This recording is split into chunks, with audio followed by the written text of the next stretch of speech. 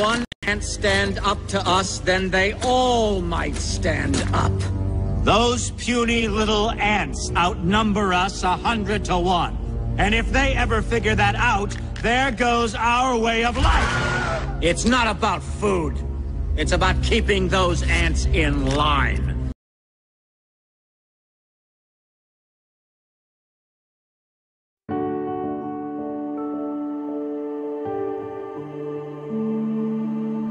We do not forget. Expect us.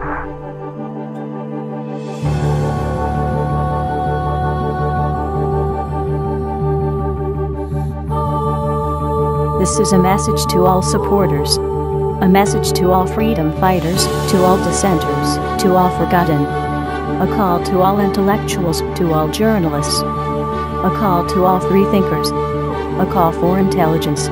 This is a call to all poets, a call to the strong and the weak, a call to all young people, to the wise, to the astucious. We want you to join us. We are on the streets of Tokyo, in the skyscrapers of New York, in the lanes of Paris, in the cellars of Munich, on Moscow's icy places, on the cobbled streets of Dublin. This is a call to all people, to the youth. Join us in the fight for freedom of information. Search for us, and you will find us. We are among you. We are you. Everyone you speak with can be a member of Anonymous. We have no leaders, only an orientation. We have no targets, only results. You cannot stop us, because we are an idea. We cannot be eliminated, because we are invisible. If you try to mock us, we will mock ourselves. If you try to slander us, we will accept the defamation. We are the king's jesters with daggers. We are the dancing bear which tears to pieces the laughing mob. We are Anonymous. We are Legion. We do not forgive. We do not forget. Expect us, just as we expect you.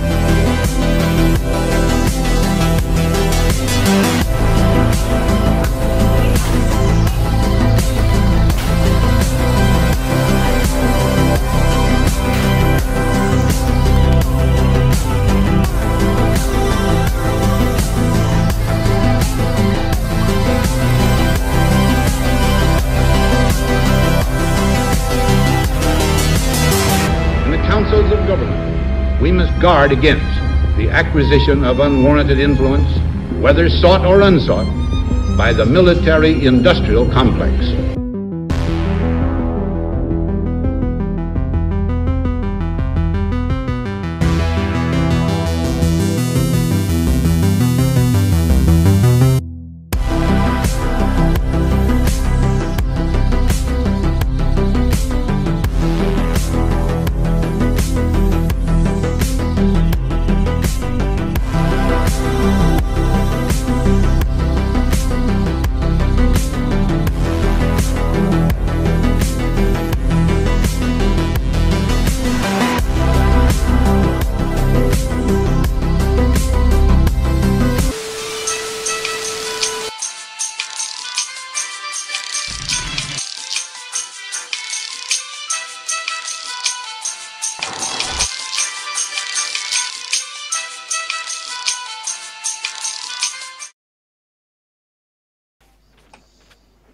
Welcome to Anonymous Bites Back, episode 140. I remembered to turn on my microphone this time, so instead of a half an hour of one-sided conversations. Let me see. We do have some guests from the Yellow Vest movement, but we do have some pressing issues. We have one thing that we need to talk about with our viewers before we get into that. John, you wanna start talking about it? Yeah. So from our friends, we got the news today that certain people at WikiLeaks are currently being interrogated by some United States officials. Oh man! At first, they said it was the current editor of WikiLeaks. He was offered asylum in return for giving information, intel on Assange, or kind of giving him up. He denied everything, but he did confirm that someone else is being interrogated and being promised the same thing. And we don't know who it is, but it's someone in Iceland. United States officials are in Iceland right now, and so we asked for comments from them, and they gave the excuse that since there are these issues with the government right now in the US, they are not staffed enough to give an explanation. They don't have enough staff to literally to talk about this. So we don't do anything more. Well, that shows America something right there. Yeah. Right. Well, we're not running functionally right now, so we can't answer any questions. Well, that's the deal. You wrote me a message saying that you don't have the staff to write me a message. That's America for you. That sounds about right. Yeah. Truth. But I wonder if, how much would you, as you're being interrogated and, the FBI is standing next to you, or CIA, I guess, because it's international, and we are, writing you at the same time, I could see that being a problem, too. I'm actually the person being interrogated. No, I cannot answer any questions. Thank you. Yeah. I got busted by DEA a long time ago when they interrogated me. You weren't getting any kind of messages from anyone for a long time.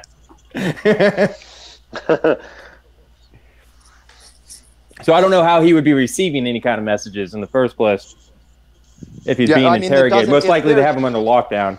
Yeah, and if they're there, you know what I mean? It's one of those things. Number one, the amount there's no, denying that they're listening to everything that's coming in and out.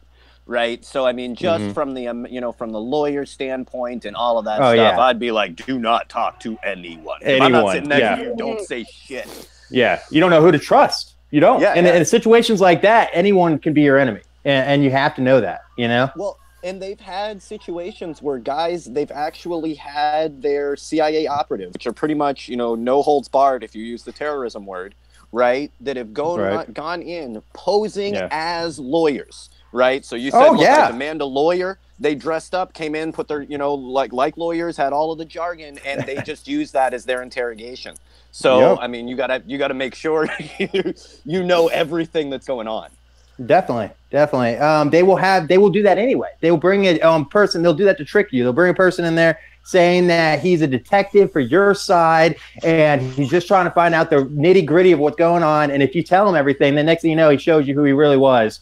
And he walks out of there and he's got a whole fucking testimony of something that you've done that he'll bring up in court, Yeah, right away. And I'll make it look like you've done it. Yeah. Oh, you can. If you put the words expert next to your name, you can say whatever you want. Yeah, because he's the official, right?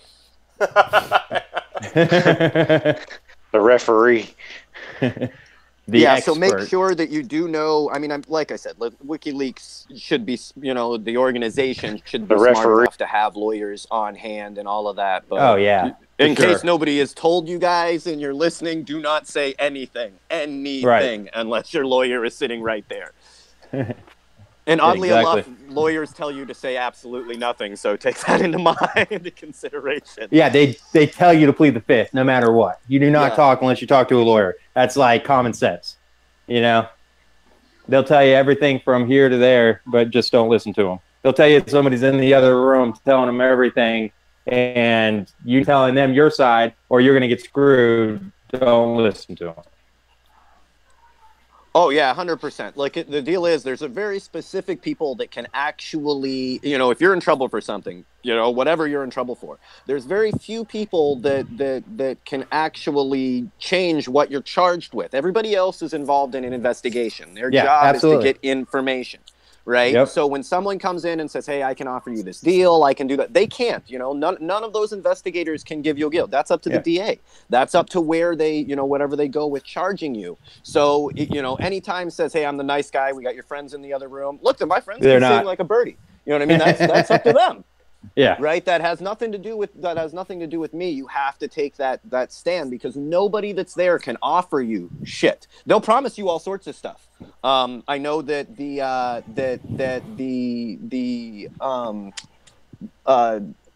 witness protection program is under extreme scrutiny right now for that very reason, because these guys would go in and promise, hey, if you talk about this, tell us about this cartel leader, right, we'll get you out, get you under witness protection. The problem is, right, they weren't actually the people that could promise it, right? That has to go through Department of Homeland Security and all these other people. So they make false promises. Yeah, they can like submit you as one of the people that can go into it, but they don't get the final say in it. They couldn't promise it one way or another. So they now can suggest it. Yeah, they can make the suggestion. So now these guys are like, well, I've pissed off the most, murderous motherfuckers on the planet because I thought you were going to take care of me and my family. Turns out you couldn't promise me that at all. You were just there for the information. So yeah, we gotta watch our backs. What's that Tom Cruise movie where he was trafficking the whole time, and then they told him, oh, don't worry, you won't see anything. They actually showed his fucking face on the video when they were broadcasting it on the news, and that's how all the cartels killed him. Very famous movie, just came out. But, I mean, that explains it all right there. It's a true story, I mean, they're promising the world.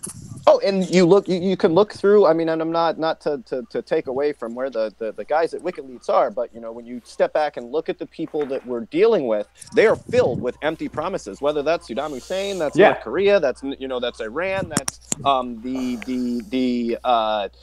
the Kurds in Syria, right? Remember, they told you, look, if you just come through and kill these these people, Assad's people, remove people from these villages, we will give you their land. We promised you that.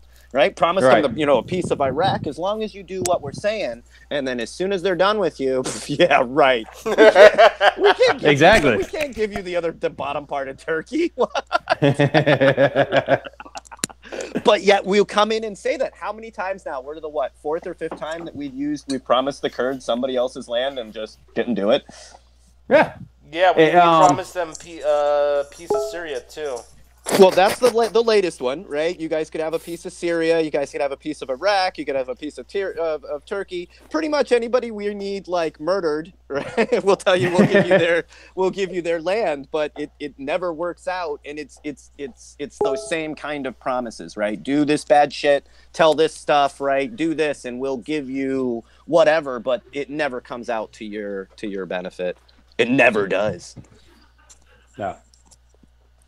Yeah, be careful. Like WikiLeaks, especially, I know, the closer they get to Assange, they're going to want to try to mitigate the amount of destruction. So, I mean, we all have the crypto keys and all of that stuff to get into information that he supposedly has. They're going to want to try to crack down on that as much as possible. And to keep that information from getting out.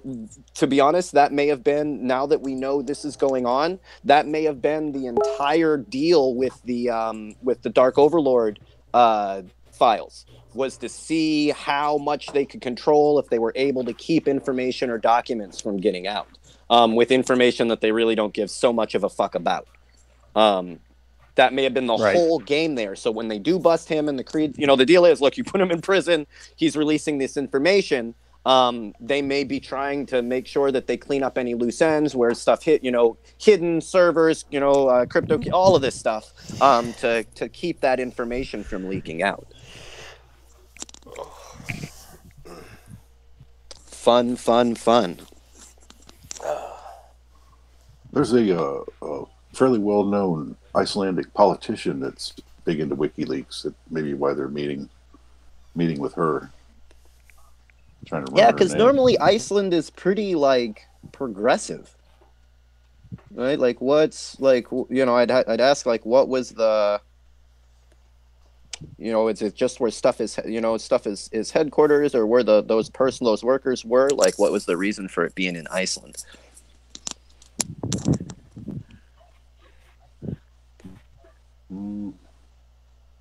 I took it to be because of that. I know her last part of her last name is Dottir. I don't know her the Icelandic name, but she's the politician. Well, I think that's a lot of the reason.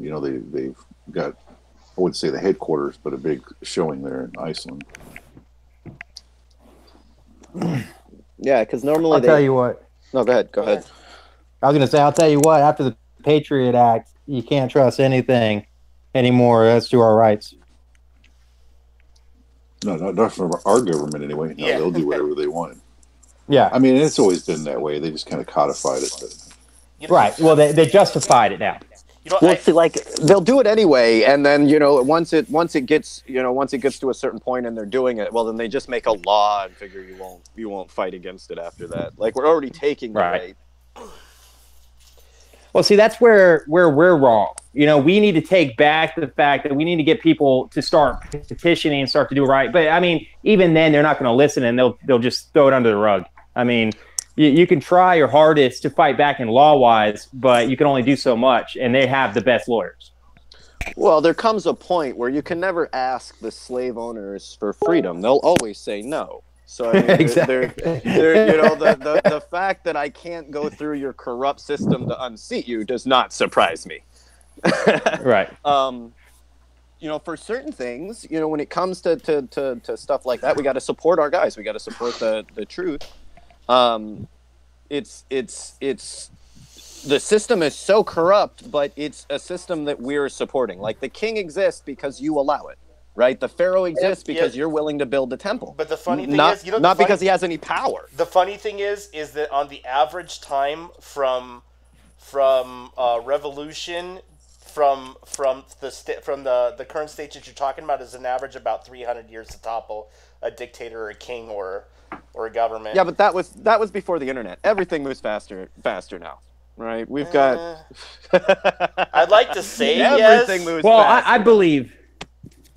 I believe this Yellow Vest movement has definitely. I mean, it's brought anti-globalism to a point where everyone can see it. I mean, they're finally realizing that there's people controlling it. Yeah, and I think that I mean, the Yellow Vest movement, when it comes to America in general, people are really looking. They're reaching for hope. They're tired of it. Like, dude. They really are just. You can feel it in the general atmosphere. There's just definitely. There's nobody in charge and power in that anybody truly trusts one way or another. We'll fight for our side, blah blah blah blah blah. But people are grasping for it. You know what I mean? Oh, you yeah. can feel it in the air the moment that it kicks over. And I think that that's one of the reasons why our opponents seem so desperate. Right, the things that are doing are more and more draconian because they are desperate. They see the writing on the wall. Definitely.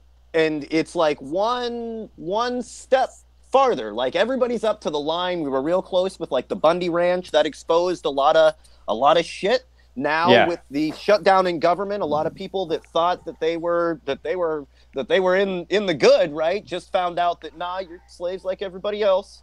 Right, and those were right, and it's like an awakening. It's the same TSA agent that was willing to stick his hand up your butt 15 minutes ago. It's all like, shit, your turn. I'm not getting paid no more.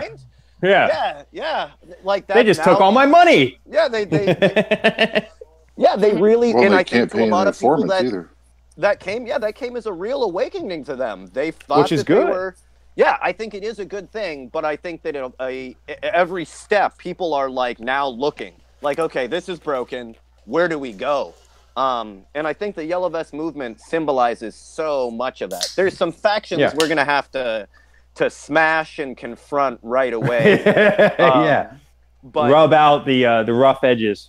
Yeah, and I think part of that was, there came people right away tried to build the exactly what Europe was going for, and that I don't think that's the way that we're going to go. We've got a lot of things that are connected between us, But like it will be a unique revolution on our side of the world. It will, but it's a united people. And the thing is, we have all types of people, all classes. We can't just, everybody's going to be their own. Everybody's going to have their own ideology. You know, we can't clash with that. We just need to make sure that everybody unifies under one roof and make sure that they know that there's an elite and there's a corrupt government to go against, you know, and we're all in it together, you know, and then we can figure out the rest later. You know, I mean, we really need to start off slow and start working with things that we can actually make happen as well. That right off the bat, you know, try to get in there and start marching on Capitol Hill, start marching in every state, every town, all together in one to show our numbers. And then once we start getting public opinion, public notice, start getting real big media attention, we can actually go to them with what we want. You know, and things that we are all trying to get. Well, and it's a demand. We can't, like, it gets into we can't, and that's what made it so powerful in Europe. Right? Yeah, exactly. It's not asking. You are going to change this for the people. Yes. Right? Exactly. It's one of those, you can do this the easy way, you can do this the hard way, but it has to be all of us. I don't specifically think that in any way it has to be, you know, that kind of violent uprising, burn the fucker down, blah, blah, blah, blah, blah. It's just like, no, we're not doing the war for profit anymore. Sorry, we're just not doing that anymore. Everybody, we've all agreed we're not doing that anymore. Where you don't have an out. It doesn't matter if some rich old fucker comes out and says you need to attack. Sorry, dude. We're not doing that anymore. We're not doing that for your oil or your construction companies to get rich over there and rebuild it, you know? Yeah, that doesn't have anything now. You're not going to use my military brothers and sisters against me. They joined up to defend our country. That's it, right? They ain't making your oil company money. Yeah, that's it. Amen. Yeah, yeah. But we have to, if we let them control the narrative, it comes out to the same. They've always have the same narrative. Well, that's what they're hoping. That's what they're hoping that's going to happen with this. They're hoping that all this, like they have with everything else. Every movement that's ever stepped into America, they've had some sort of authority over, and they think that they could probably do that now. If we don't let them, that's the difference. You know, if we actually make sure that there aren't the infiltrators, that there aren't people that are in here trying to persuade us in a different way or divide us into different factions. You know. Oh, and there was immediately you could see the cogs at work. So I mean, immediately. Like, as soon as you started, you know, the Yellow Vest movement, just in first the coverage of who and what was going on in Europe, and it's taken off in Canada and the U.S., and then immediately, you know, there's this racist option. No. Oh, I know. Those are the same fucking infiltrators that are always showing up. Fuck you guys. Right. Yeah. And but you saw immediately the same, and they went with the pictures, the media, the same bullshit that we always go through. But we got to really stand up and step back and be like, no, that's not part of this movement. You're going to have to take that shit somewhere else. Yeah. Have your own opinions, but we are not having it involved with us. Yeah, what the fuck has that got to do with Medicare? I just don't understand. I don't understand what that has to do with Medicare. They should just allow. You know what they should do is they should allow Medicare for everybody. Yeah, agreed. Well, and it's the deal. The cost of it. Who's paying for the doctors? That's actually, if we got rid of 10% of our national defense budget, it would actually it would actually pay for every citizen in the United States. Well, I mean, that's the true farce of the whole game, is that we are not hurting for money, and there is plenty of money for Medicare for all. Like, plenty of money for Medicare. True. We give $100 billion away to oil companies a year. We got plenty of fucking money. Yeah, dude, for real. Well, I mean, you're absolutely right, because look at the trillions of dollars that they ask for every year, or the billions of dollars they try to get in. Yeah, the government spent, what did they spend? Almost $1 trillion in the F-22s? $6 trillion in the and they only got like 100 of them, and they don't, like, half of them had problems. Oh, actually, none of them fly. None of them fly now because we parked them in Florida in front of the hurricane, and I don't know. My bad.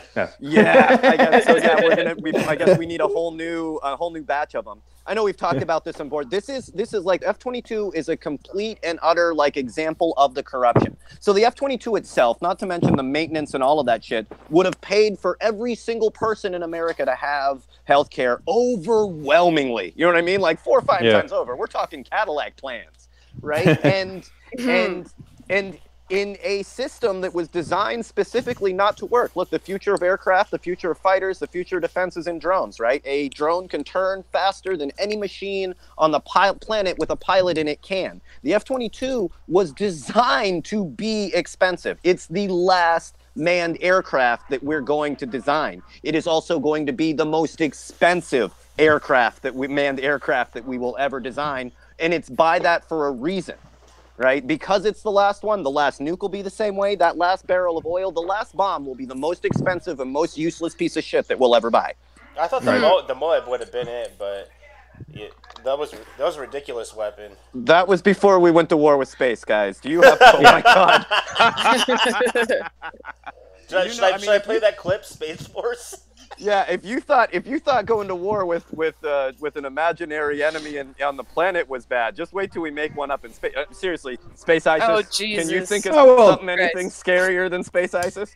You want to know how to unite the whole world is to have a fake alien invasion. I mean, that's one way to do it. To be honest, these people are such spineless bastards. If if you even take like a little bit that at some point in humanity's history we had contact with aliens, you let 3 aliens fucking enslave and all of known humanity, fuck you guys. Like if you believe the hype, right? That there's some sort of intergalactic fucking or interdimensional aliens that helped us do things like build the pyramids and all of that. There's like 6 million fucking Egyptians, and you slaved us out for 4 assholes for another dimension? No. I imagine if aliens showed up, they would turn so quick. Oh, our great masters are here to enslave us. We all need to work in the mines for gold. Nah, let's just cut up their heads and fucking move on. There's only 500 of them. I don't care what planet you're from. I bet you your head comes off just the same. Mm-hmm. So, guys, our audience says mention that liberty activists need to be supporting the Yellow Vest. They are still asleep in America. I don't know. You guys know what the liberty activists are? I'm not sure. Maybe you not unless they're part of the shutdown movement, is walking around with the paper plates. Oh, no, maybe our Yellow Vest guys know who they. Do you guys know who they are? No, I've heard of them, but I haven't really heard from them. I've heard about them, but I don't really know what they're about. So is this like the libertarians, like the anti-fat movement or something? I don't think it's quite that. Okay. I mean, I feel like someone else could probably speak better about it than me.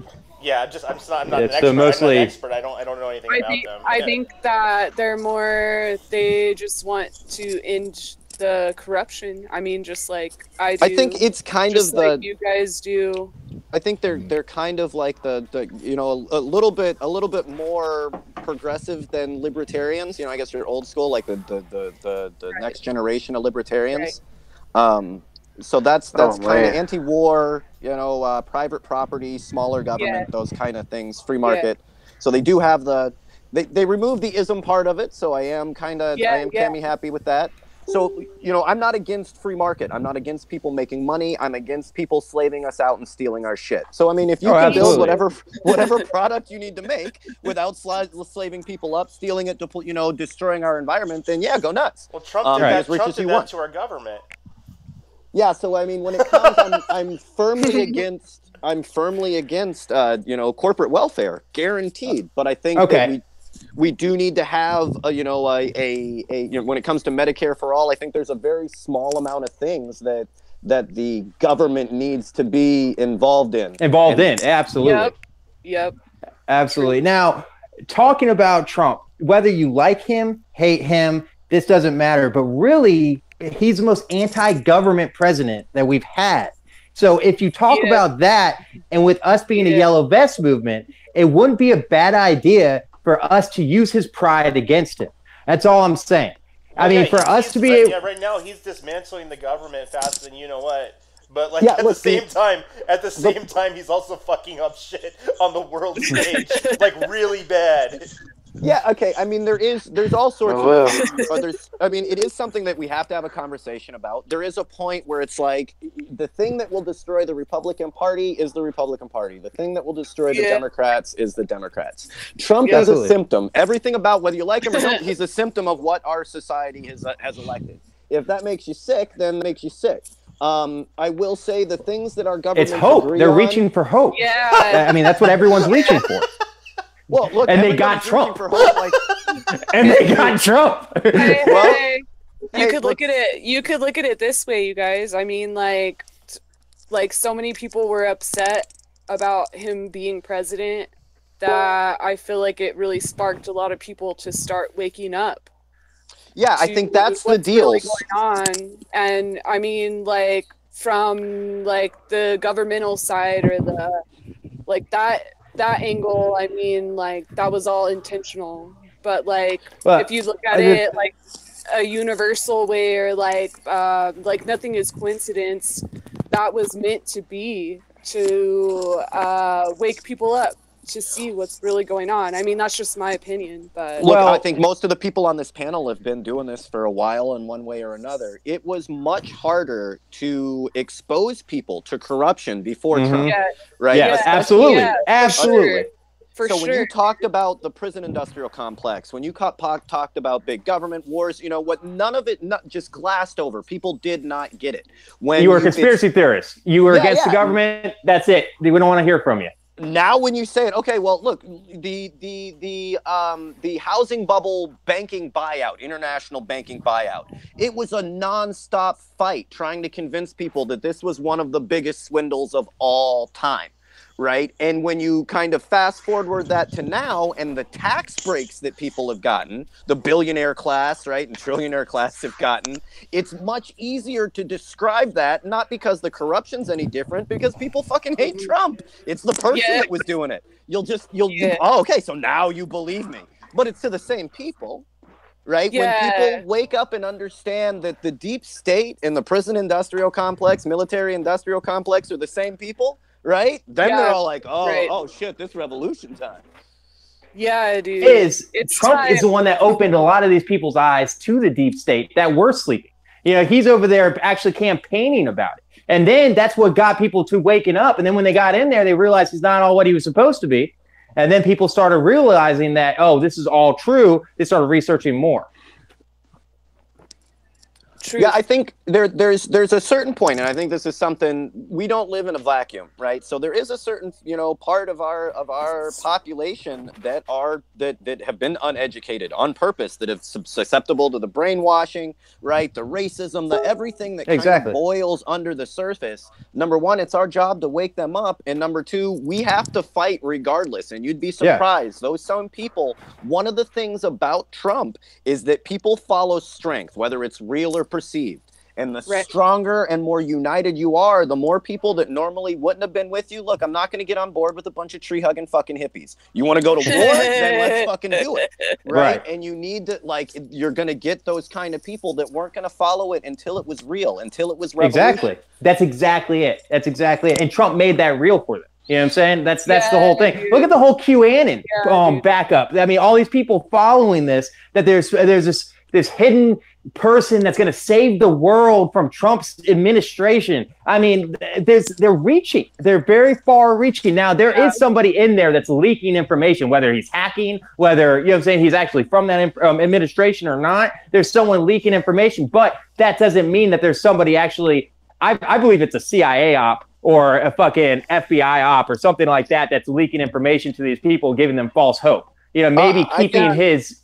To be honest, I think it's a Breitbart operation that was set up when Steve Bannon left the White House. You know, he had no real reason, and much more powerful being able to control the media and his base in that fanatical base outside. And I think that's where those leaks and information from QAnon came from. That has there's a lot of things that you can hate about Bannon, right? When it comes to manipulating the media, manipulating the base, the masses, ignorance, he is good, right? And that's definitely one of his ops. The secrecy, but at the end of the day, it was still toe the line, right? Follow the leader, unquestioning. You know, you kind of saw that same thing in the Bernie movement after a minute, right? First it was revolution, oligarchs, right? We're going to start a new, this, all of that. And then it was back to follow the same old, right? Toe the line. Jezebel. Follow the same old leadership, the same old game, the same people that got us into this mess. Well, this is all true, but the Q guys did manage to recruit some old Anon crews with them. And whether that is because they are really in support of it or they just love to troll. The worst, the worst part about the Q movement is that they incorporated it with the Tyler, Tyler. Yeah, you're fucked, dude. Oh yeah, now it's one of those things. I'm like Tyler is a flopped protocol that was supposed to be on a sharing site that was supposed to be like WikiLeaks. It's not an AI system. It's not. But the fact that you have to explain that to them says how much of a, how much involved in the Anon part of it. But if it was an op, that's most likely part of it. They have tried for I mean, decades now at this point to discredit us in any way, to make Anons out to be all criminals or terrorists or this and that. It's been and that comes from the CIA. Like, there's no doubt. FBI, CIA, like, where do you think that these, organized smear campaigns come from? And this is over like a long history. And now it's gotten to the point where people know what Anons are about. They can't paint us as anybody other than who we are. Yeah, they failed when they started to say like everyone who doesn't agree with Q is not actually Anon. It's like LARPing. Yeah, and that's where it fails because it's not a group. Everybody that agrees with agrees all the way across the board with Anon is definitely not an Anon. Like, I don't know if you've ever met an anarchist on the scale, man. Like, we never agreed on anything. Like in Anonymous, we never agreed on anything. We always fight each other. That's also that's a weakness, but it's also the biggest strength, right? That we're not like a group, and you don't have like an HQ that you can take down, so it will always survive. So, well, an HQ that you can take down, discredit. There are certain, they'll pump somebody up and then make them have a big fall. You can see Alex Jones wasn't worth what he was, being paid to do anymore. We moved on to QAnon. Social media is the way to go. Your radio, brother, that's over, right? And that's like the kind of things that you saw. They will use a movement, use anything to infiltrate it, control it, and then move on to the next one. Yeah, I did see that those big red flags, like. This QAnon guys, they created a YouTube account, and in like 3 days, it had over 200,000 subscribers, and it had like over 1 million views on the videos. Well, I think everybody, there's like people are looking. How do they get that much? It's not natural traffic. They're using botnets. They're using hacked computers. This is not real traffic. It's impossible. Yeah, dude, for real. Yeah.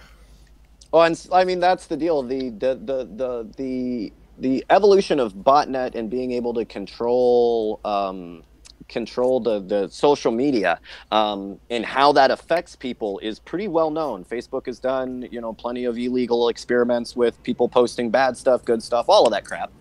They have all of the numbers. They definitely use that against us, and make it seem like it's a trend or this person's important or I don't want to say powerful, but influential, so, one day, there's nobody on the Elizabeth Warren 2020 face group page. And the next day there's, 5 million people. There's not 5 million people that like fucking Elizabeth Warren. There ain't 5 million people that know who she is. So that's like, you know what I mean? That's the kind of things that you say. And then they come out and, this is, she's crazy popular on social media. No, you just put your botnet to pump up her numbers. So they're saying that so what do we do to be able to reach people? I mean, I can speak personally for myself.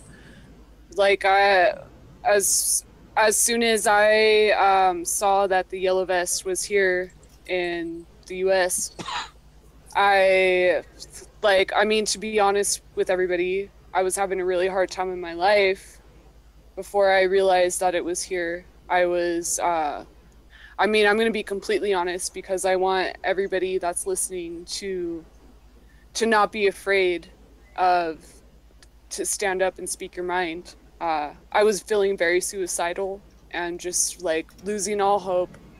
And then I saw that Yellow Vest was here in the US, and that gave me so much hope in my heart.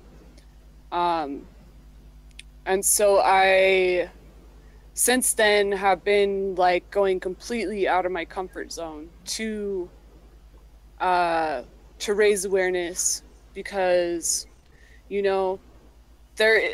I kind of lost my mind there for a second. There isn't any more time to just sit around and not be stepping up. You know, no matter how scary it is. Like, I mean, last weekend, the Women's March was here in my town, and I went out there. I mean, my mom went with me, but she was on her own, and I was on my own. I had my own sign. I wore my yellow vest. I like stuck myself out. I stuck my sign in everybody's camera that I saw was like filming the march. There was like probably like 1,500 to 2,000 people there. So, but yeah, sorry guys, I kind of lost my train of thought there for a second. No, and I think it's something that so many people, you know, I thank you for opening up part of yourself and that. Oh yeah, always, dude. Like that's so many people are feeling in the same place that you are. You know, this feeling of hopelessness, this feeling of and I'm gonna be a little bit like, you know, American here, but that we were supposed to be so great. And it's been robbed from us. You know, they've taken our, you know, this is the, you know, everybody knows that plenty of work needs to be done in green energy, right? And these are electricians and masons and people that the system has said are completely useless, right? This was the building, the manufacturing of America, right? That's what we do. And now the only thing that we do is sell guns and murder people. And that's not something that your average worker is proud of. Even when you look at like our production in World War II, it wasn't just the fighting of fascism. It's that American workers were building, right? And that's what made us great. And we all kind of feel like that's been robbed for us. And that's really what the worker, right? The one that's all of us, you know what I mean? That's what the yellow vest Can y'all hear represents. Yeah, I thought I lost you. I tried to get a hold of you on Discord, but I think that account's been disabled. But it's one of those things, if you've worked a day in your life, whether my it's phone died. At a restaurant. Oh, no, sorry, brother. No, you're fine. Keep going. Yeah, whether it's at a restaurant, a crossing guard, right? If you've worked a day in your life, you've had to wear a yellow vest. It doesn't matter if you're at a hospital coming in and out. People in and out. Every single one of us, if you've worked, has done it. And it's something that you can unite. You've put in a day's work. You've sweat at some point in your life. Yellow vest. This is a movement for every movement. Like I was telling you guys when I was out at the Women's March, like I was by myself. I was the only one in a yellow vest. My homie printed some flyers for me, and you know, I had to step out of my comfort zone and go start talking to people and handing them out, and letting them know that this is a movement to unite all movements. Like this is something that can bring everyone together. It's something that you know, we all have to step unifies up. A common person. Yeah, we all have to step up, and we have to set our shit aside, dude. Like we have to set our ego aside. We have to set our personal shit aside, because there's something much more bigger here. Bigger, yeah. There's a lot more at stake than my ego or my whatever, my personal fucking shit. Like, we're destroying this planet. Like that's at stake. If we fuck the planet up, none of us have anywhere to go. we all live here. We all live here. I'm not sure dude. If you guys noticed that. Dude. Yeah, we all live here, and we like, if you know, like pretty much where I'm at is like, I am just trying to call out the warriors, dude. I'm trying to call out people that are sick of the shit. They're sick of their planet being fucking destroyed. Like, it's time to step up. It's time to... I'm sick of being taxed to death. Yeah, dude, me too. I'm fucking sick of going and working some fucking shitty job, and I don't even... And giving a quarter of your earnings to the government or whatever they feel like you need to be paying for. And you know, it doesn't make any sense. Is that even in America, like the tax bracket, when they say they only take 15% of your income, when your income's only $20,000-$30,000, You don't have. You really. Yeah. I mean, that's a lot. And that's the problem. That's exactly it's like it. We're being taxed throughout the, as much as they possibly can squeeze us without fucking revolution, where they don't pay taxes at all. In fact, if they invest a whole bunch of money into the stock market and lose their money, they can claim those losses for on their taxes. next yacht. For their next yacht, they get a free yacht for losing money in the fucking stock market. Like, are you kidding me? There's such an inequality, and it's not like we're asking for much. You know what I mean? It's the middle class and the lower class that are getting taxed the most, and the upper class. Middle class doesn't exist in America anymore. That's what I'm saying. Yeah, there's only lower and upper.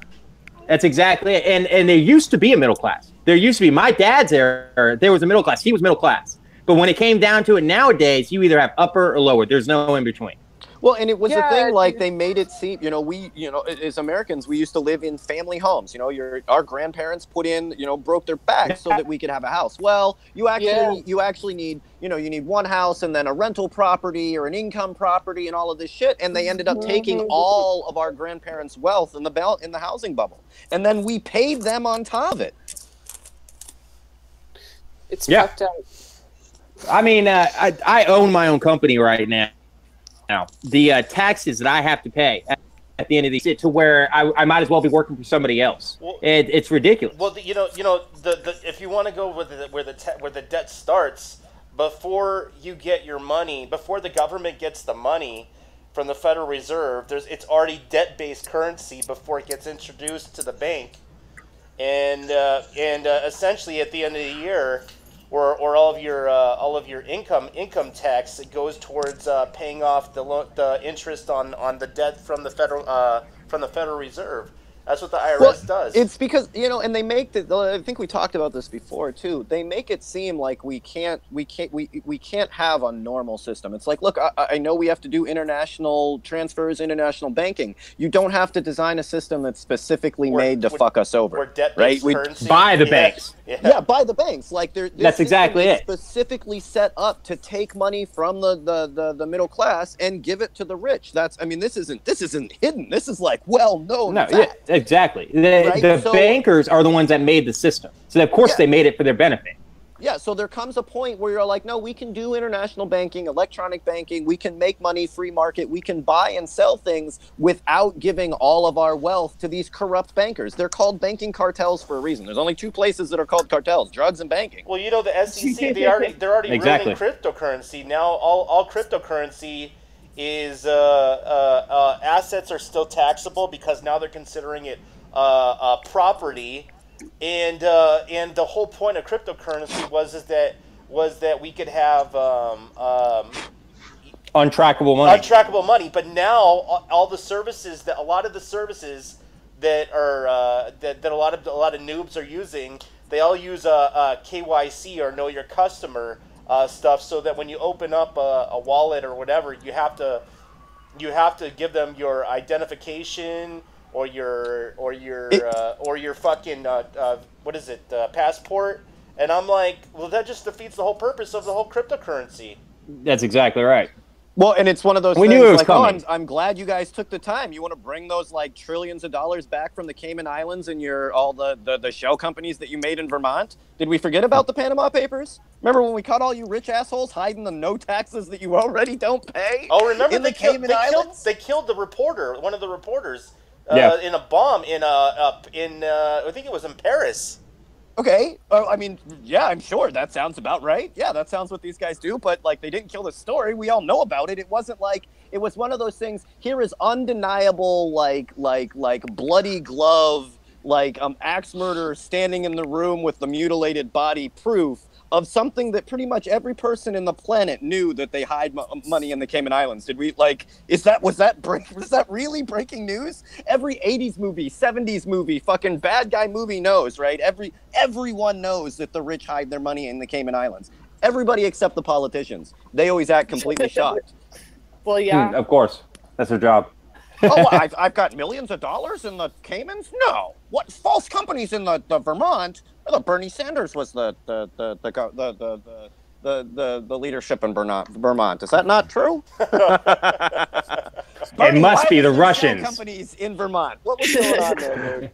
What was It going has on? to be the Russians. Know. They think we're Russians. Oh no. Well, you hang around Assange. To our Russian viewers, здравствуйте, как дела? Well, actually, we are broadcasting to Russia. We do have a VK stream up. That's right. Well, Yeah. just to move into Russia. So Russia's getting off of Facebook altogether.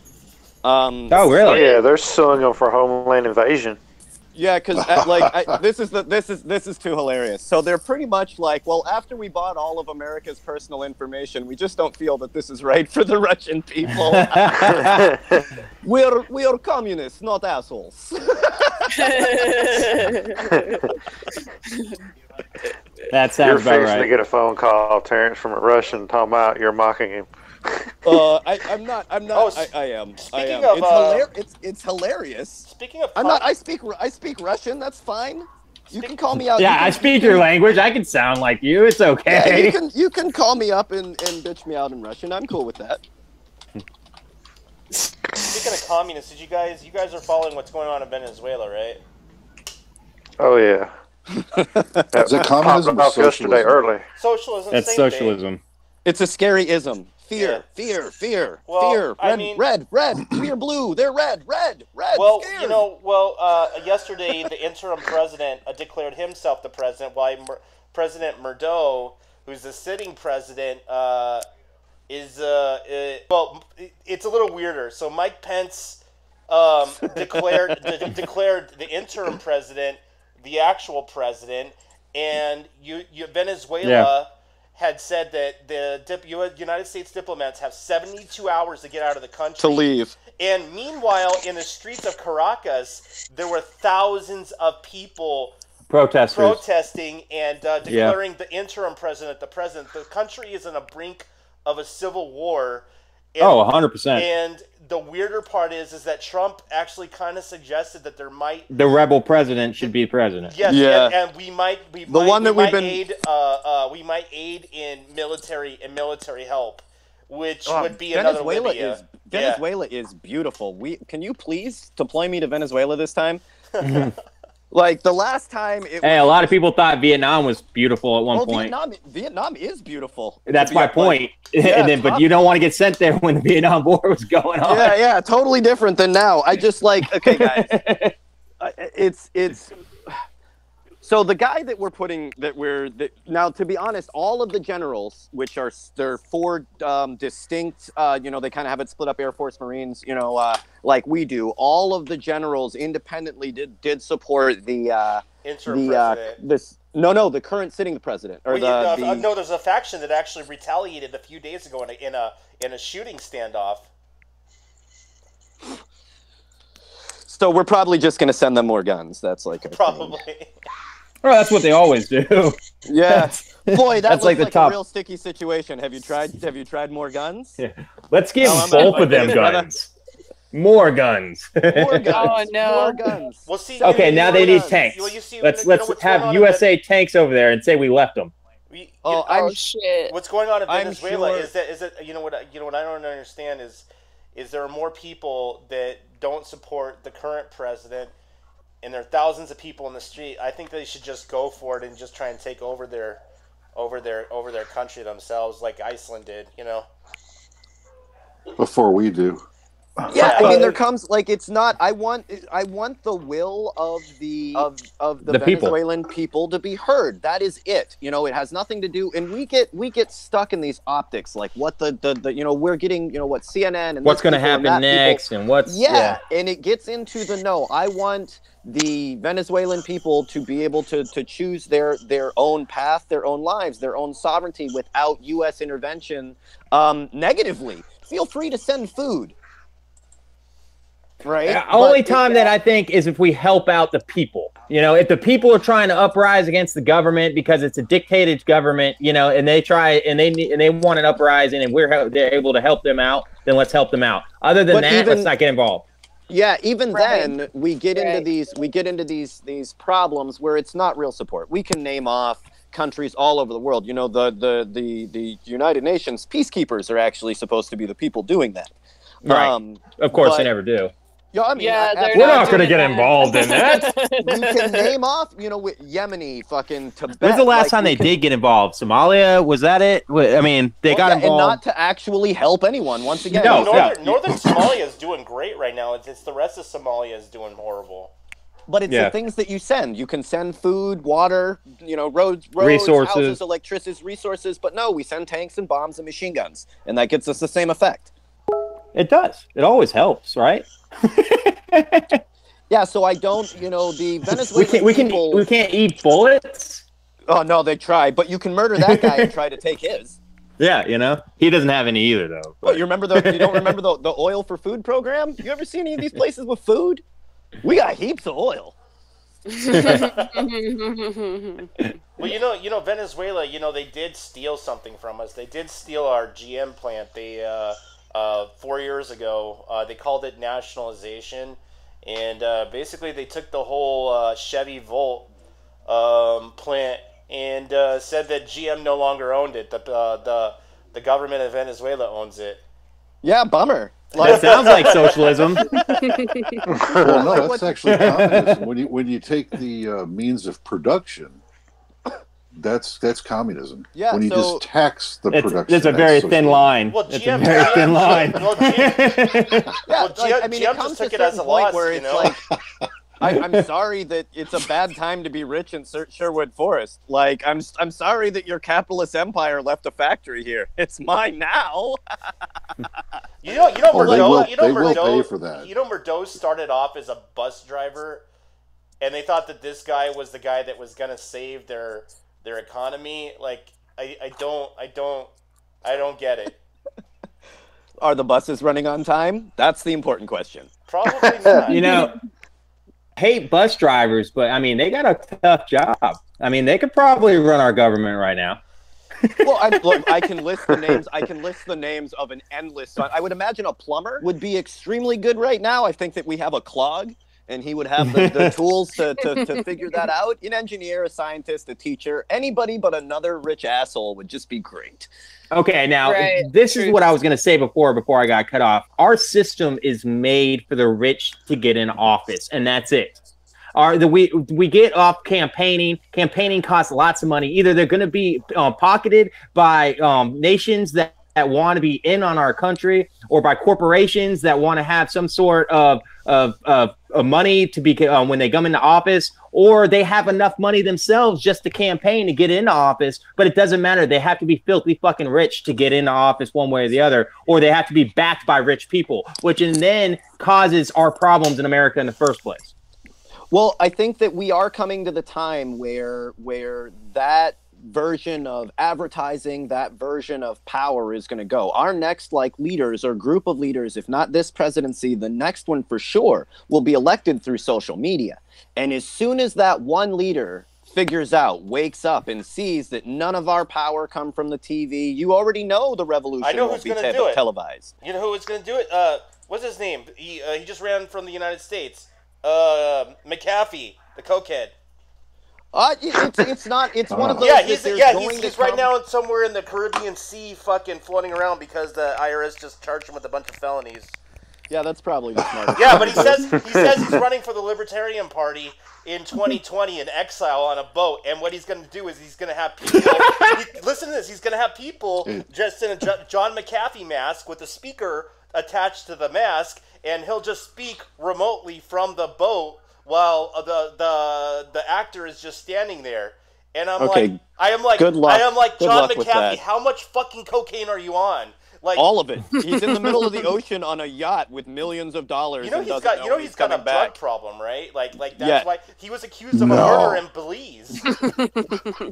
But the point is, right, that we are to the point where social movements are moved by social media, not by the public. Yeah. You look at Standing Rock, you look at all of the things that they've tried to have media blackouts that haven't worked. Right? They've been moved ahead by the people. The news doesn't even report the news anymore. Well, they report on what people leak from their phones. They're going to be censoring the internet very soon. Soon enough, we're not going to be able to post what we want and send out what we want. Soon enough, we're going to be censored just like China is. I mean, I'm sorry to say, but that's coming. It's coming right down. And then our social media is not going to be as impacted as you think. The punishment for a slave reading is always death. Has that ever worked? Right? Reading the Bible is going to make your eyes explode, right? Only the priest can read it. Going into the secret room and reading the tablets is going to kill you, right? The printing press is illegal, right? The Federalist Papers, you can be hung for spreading them around, right? They've always tried to stop us from spreading information. It always makes it worse. Yes, but I think this time, especially with the way they're trying, I mean, if they succeed, it could be very hard on our censorship in social media. I think that it will, to be my own, and this is my opinion, guys. I mean, that's why one of the things that we do on this show is everybody's got one kind of thing. This is my opinion. I think that there is much more power in social media than people quite realize. And yeah, when they they're very, very little comes from it when we get censored. They censor PewDiePie and people will go nuts. Right? They censor their favorite artist, you know what I mean? Fucking Eminem or Lisa Milano comes out and fucking says something. The effect is that's over. They've never been able to silence us. But the artists always say the dumbest stuff. Even now, look, how long did it take us to find out that they were interrogating someone on the other side of the world by a clandestine organization? The CIA is interrogating WikiLeaks. How long did it take us to find out about that? Not long. And because of things like that, I know that censorship is not going to work. You had a secret meeting to secretly interrogate somebody, and it took us 20 minutes to find out about it? Nah, we're good. Isn't it when they're pushing 5G everything? Isn't our censorship going to be ridiculous at that point? Well, I've heard rumors. There are rumors. Yeah. Well, you know, like the 5G, a lot of people are paranoid because they're the same people that think that certain types of microwaves are bad for you. It's debatable. I mean, right. Well, I'm not debating about the microwaves being bad. I'm more debating about the censorship that's coming with 5G. I thought there was some hidden agenda in there. We found out last week how bad the censorship was when we were covering the Dark Overlord. I didn't realize that. I didn't realize that if you have Europol, DHS, NSA involved in trying to suppress data, how far it could get and how fast. There is no place on the internet that will censor anything. I am 100% serious, including host providers or social media. So it went even so far. It went even so far that the Steemit blockchain was they can't delete stuff off the blockchain. But what they were doing for Steemit providers or Steemit web-end clients is that they were not allowing people to see the posts. Right. And even on the unrelated, unconnected torrent sites, they were able to get it off. They were able really. They were able to fucking Tor sites. They were able to get it off of just about every platform that they were posting to was down within a couple of hours, and now they moved on to another place. I'll be I don't know if I'll post it. I might lose this episode, but some point or another I'll give the link for where they're hiding out now. Oh, we lost our episode for a while too because of it. Because I made a big stink about it. But I will say that even then, completely ineffective. For the amount of work and the millions that they put into it, there's always someone in South Africa that downloaded it. Trust me. What do you? Yeah, it's out there. It's out there. Once it's on the cloud, it's out there for sure. What do you guys you brought up 5G, and so I just kind of want to bring into the conversation the effect on our DNA or our human bodies with 5G. I would put it this way: did the government support it and tell you it was okay? Fuck no. Okay, yeah, then it does cause cancer. Exactly. With microwaves, there is a danger zone. It depends on how much wattage that you're using and how much power. Yeah. So when you're setting up a microwave communications relay, like a big 3G or 4G cell, you cannot be within so many feet of the dish because it will produce heat. But camera red. No, not gamma radiation. It's microwaves. Microwaves. What they do on water molecules, they make them vibrate. It excites. Which creates a vibration, which creates heat. But if we're dealing with the milliwatts, and we're not dealing with like huge power. Yeah. Here's the problem, and we get into this with all sorts of chemicals that the government tells you. You know, oh well, the acceptable amount of lead, the acceptable amount of this. The human mercury. The human body evolved to exist in a very specific environment. Well, the amount of radiation, anything, dude, throughout the beginning of time. Everything that's outside of the normal radiation of the sun and the earth, right, is bad for you. Period. That is true. Right? If there's anything in your water other than water, right, it is bad for you. Well, there's, water, there's, before we ever fucked with anything, there were natural minerals and things in the water just from the earth. I mean, but very little, very little aluminum. Well, dude. Like, very small particles of metal that were from the rocks and things of that nature, but not much. Well, yeah, not a lot of depleted uranium like you see out in the this is another place where the government tells you, oh well, that radiation is fine. So they put indigenous reservations on open nuclear waste sites, and they still tell them that this is an acceptable rate of radiation, even though overwhelming. I mean, you're looking at you will die of cancer if you've ever lived on these reservations out in Arizona. Well, they still think that thorium is still like safe, and it technically isn't. Oh, it's not. It's not. If the Flint water, they came out a year ago and told you it was safe to drink. Go nuts. Yeah, guys. thorium glows green, but people say that it's not dangerous enough to, we're just producing beta particles. Well, I'm like, well, beta particles can still go in, a few millimeters into the skin. I mean, I don't know. Yeah, I would be real specific. Like, hey, are these the same scientists that told me that tobacco was good for me? Global warming was wrong. DDT is great on your cornflakes. All right, now Agent Orange is great to brush your teeth with.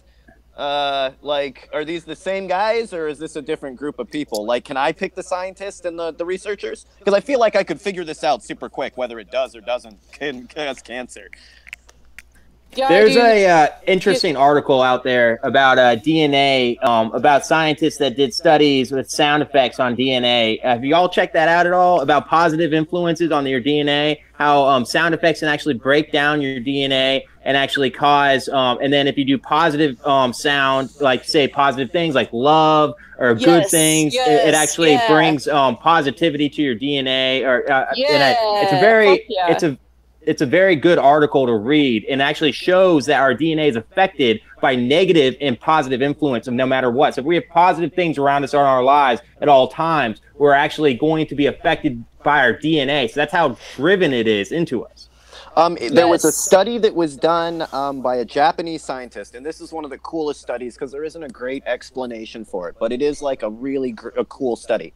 So they took all of these exactly identical vials of water, right, and took pictures of them on a nano scale at the time of them at rest, and then over like a year period, if they were separated by a room. You would go into the room and, if you were having a shitty day or you were angry or, any of that, you would always go to the angry vial of water. If you were people that were happy and listened to good music or in love or whatever, would always go to the love vial of water. Then they froze them cryogenically all at the same time. Right. And it was so amazing to see the water that was around people that were hated each other and were having shitty days and all of that looked like, hey, they were spiky and angry and confused. You saw it in the crystals. The one that was in love looked harmonious, right? So I mean, there was like smooth sides and everything was in line. It's a really, really cool experiment that was done, and the way that they did it is so interesting. Why our environments are affected by that? It comes into that thing that they tried to. they've lied to us, right? They told us to, you know, build these skyscrapers and cover over nature and your environment, right? Nature is bad, and you know what I mean? You need to be completely sterile, and removed us from our planet so that they could take advantage of it. You don't care about the lakes and trees and all of that because you've never seen one. You've only seen parking lots and Walmart, right? It's a picture. Right? Dude. That's done on purpose. So when it comes to things like that, and you see that, you know, when you're in an environment that isn't an environment of death, how much different you feel, right? Oh, that's how much exactly it. Different it changes. If you surround yourself with negative music all the time, negative impacts in your life all the time, you're going to have a negative outlook in life, and you're going to be a negative person, and you might do bad things because of that negativity that's around you at all times. I mean, it's going to affect you, and but it's just crazy how much that actual article talks about it affects our DNA, and so that's how much it's embedded into us. That's crazy, dude. Like, I just want to bring into the conversation, like, from that whole topic that you guys just spoke about, like applying that to. I mean, you know, I'm here from the Yellow Vest movement. How can we apply that to, like, in our own self, our own consciousness, to a collective consciousness of those that are awake? Like, how can we apply that knowledge to a collective focused energy, you know, to achieve one main goal? Because, like, that's what it comes down to, you know, because I can sit here all day and pray and, like, pray and pray and pray and wish and wish and wish, but it comes down to that we need to connect with each other on that level, on that vibration that, you know, isn't on a Facebook or isn't on a fucking whatever technology shit. This is, like, natural life vibration. I think we have to come to the realization that you have no control over anyone other than yourself, and that's very hard for the human condition. Exactly, dude. So it's so true. There comes a point where you where you get to it, and when somebody disagrees with you on a topic, you can say, "Okay, right, that's fine." So, and it's absolutely it's hard to do. It's hard to do. People become invested in it, but as leadership, you know, and I'm not like I don't do leadership. Fuck that, right? So, but for the people that are doing it in leadership, when you see the situation and you look around and think, wait a minute, what's going on here? All of these people have things that they agree on. Why are we sitting here fighting endlessly to the death in some cases about the couple of things that we don't? Exactly. Like, it comes down to, like, that we all are unique in our own. I mean, we're all unique. Like, the beauty of unity is, like, our uniqueness. Like, we're all a different piece to the puzzle. We all have something special to offer. So it comes down to realizing that we have to set that shit aside, because, I mean, like I said earlier, there's so much more at stake than our own fucking bullshit. And if we can connect to that vibration, just like you were talking about with the water, like connecting to that vibration of love and unity, and we are all focusing our energy into that, like, how could it not go the way that we want it to? I mean, am I right or am I wrong or am I tripping? I have no idea.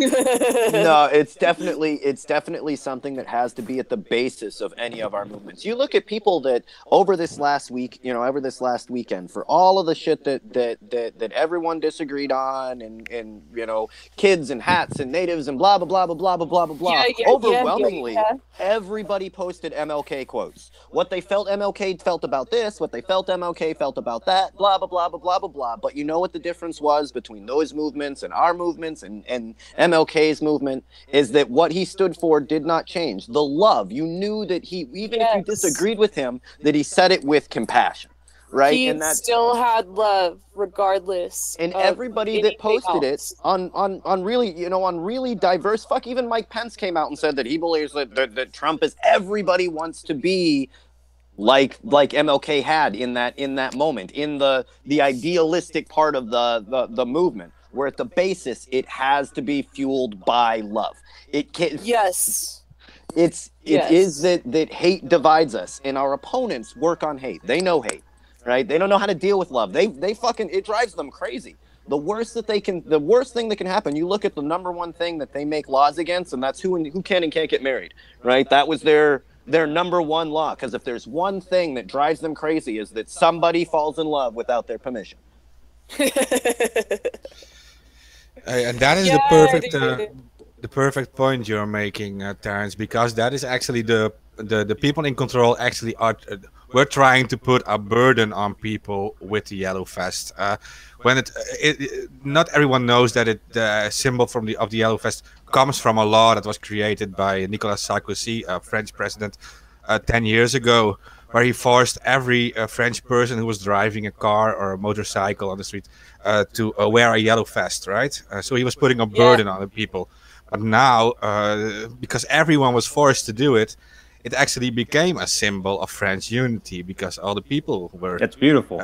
They all had the same burden, right? So, and now they used it as a symbol of their fight against the same authority, because they were against the corrupt elite. Yeah. So it is the perfect symbol of unity, actually. So. That's beautiful. That's great. It also represents the working class. Backfires on them. Yeah, exactly. Yeah, but it makes you think about the old story about Rome, when the Roman slaves were walking on the street, and the Roman elite actually had the idea to give them all like a little wristband to show the other people who were the slaves and who were not. But then at the last moment they refused to do this, because they understood that if they gave all these slaves the same symbol, these slaves would notice with how many people they were. Oh, so yeah, they would rise up. Like, wait a minute. Yeah. So this is a symbol to rise up. I was talking to the guys in the kitchen. Now imagine being with millions of slaves on the street. You would surely rise up, right? So it scared them instantly.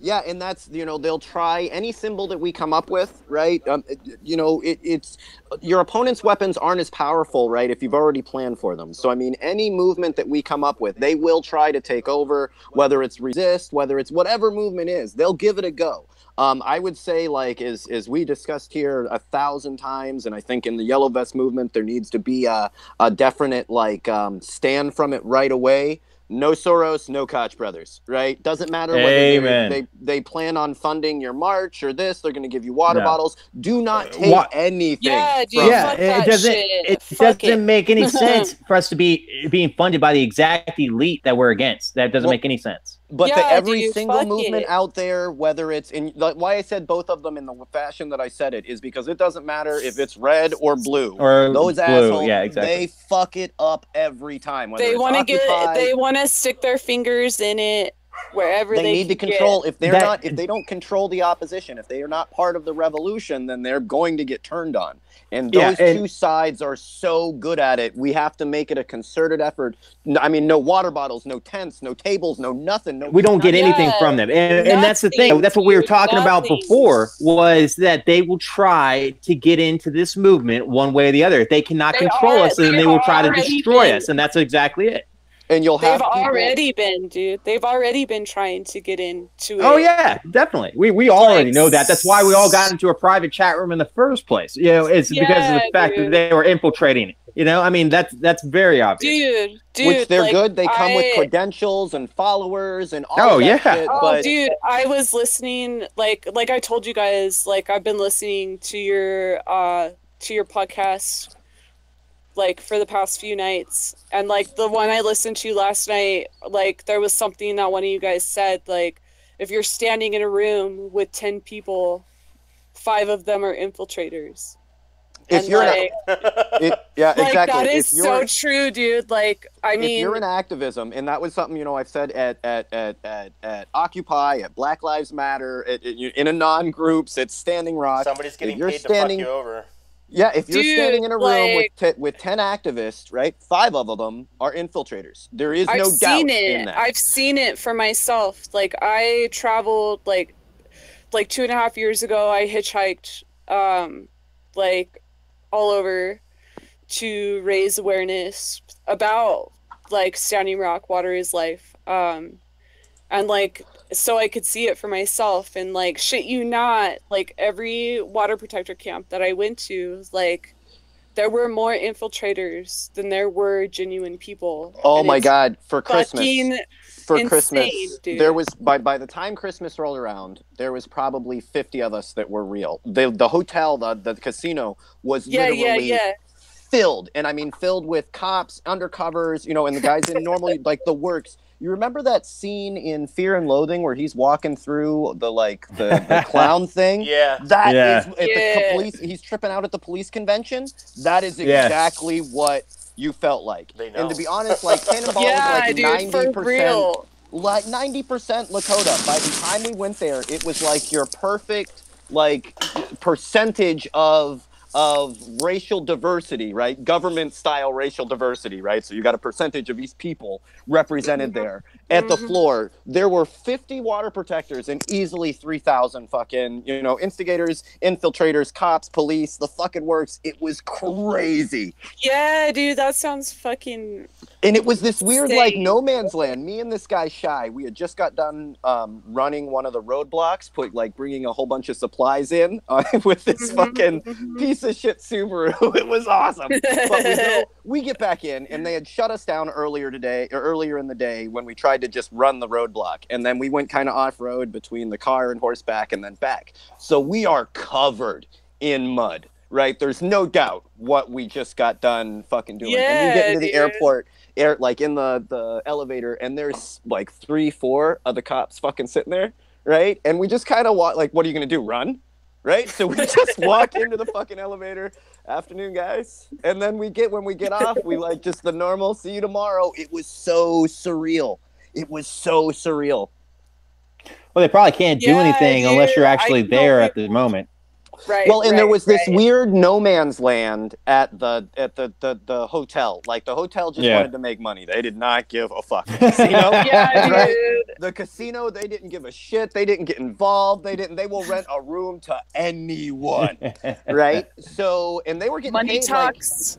It's one of those things, and you know, a lot of people will give the casino and some of the workers their shit. And I'll tell you this much, right? When the moment of the hip, you know, share-worthy, trendy Standing Rock was over, Cannonball's forgotten about, right? There's 100 people there. There's 90% unemployment. That is the most money that casino will ever see, ever, and it will never come again, right? So you'd like to hate on them, but at the same time, when we've all moved on to the next movement, and now, you know, kids with hats, and, you know, Puerto Rico, and fucking all of this, right? They're still starving in fucking Cannonball, right? That's the reality.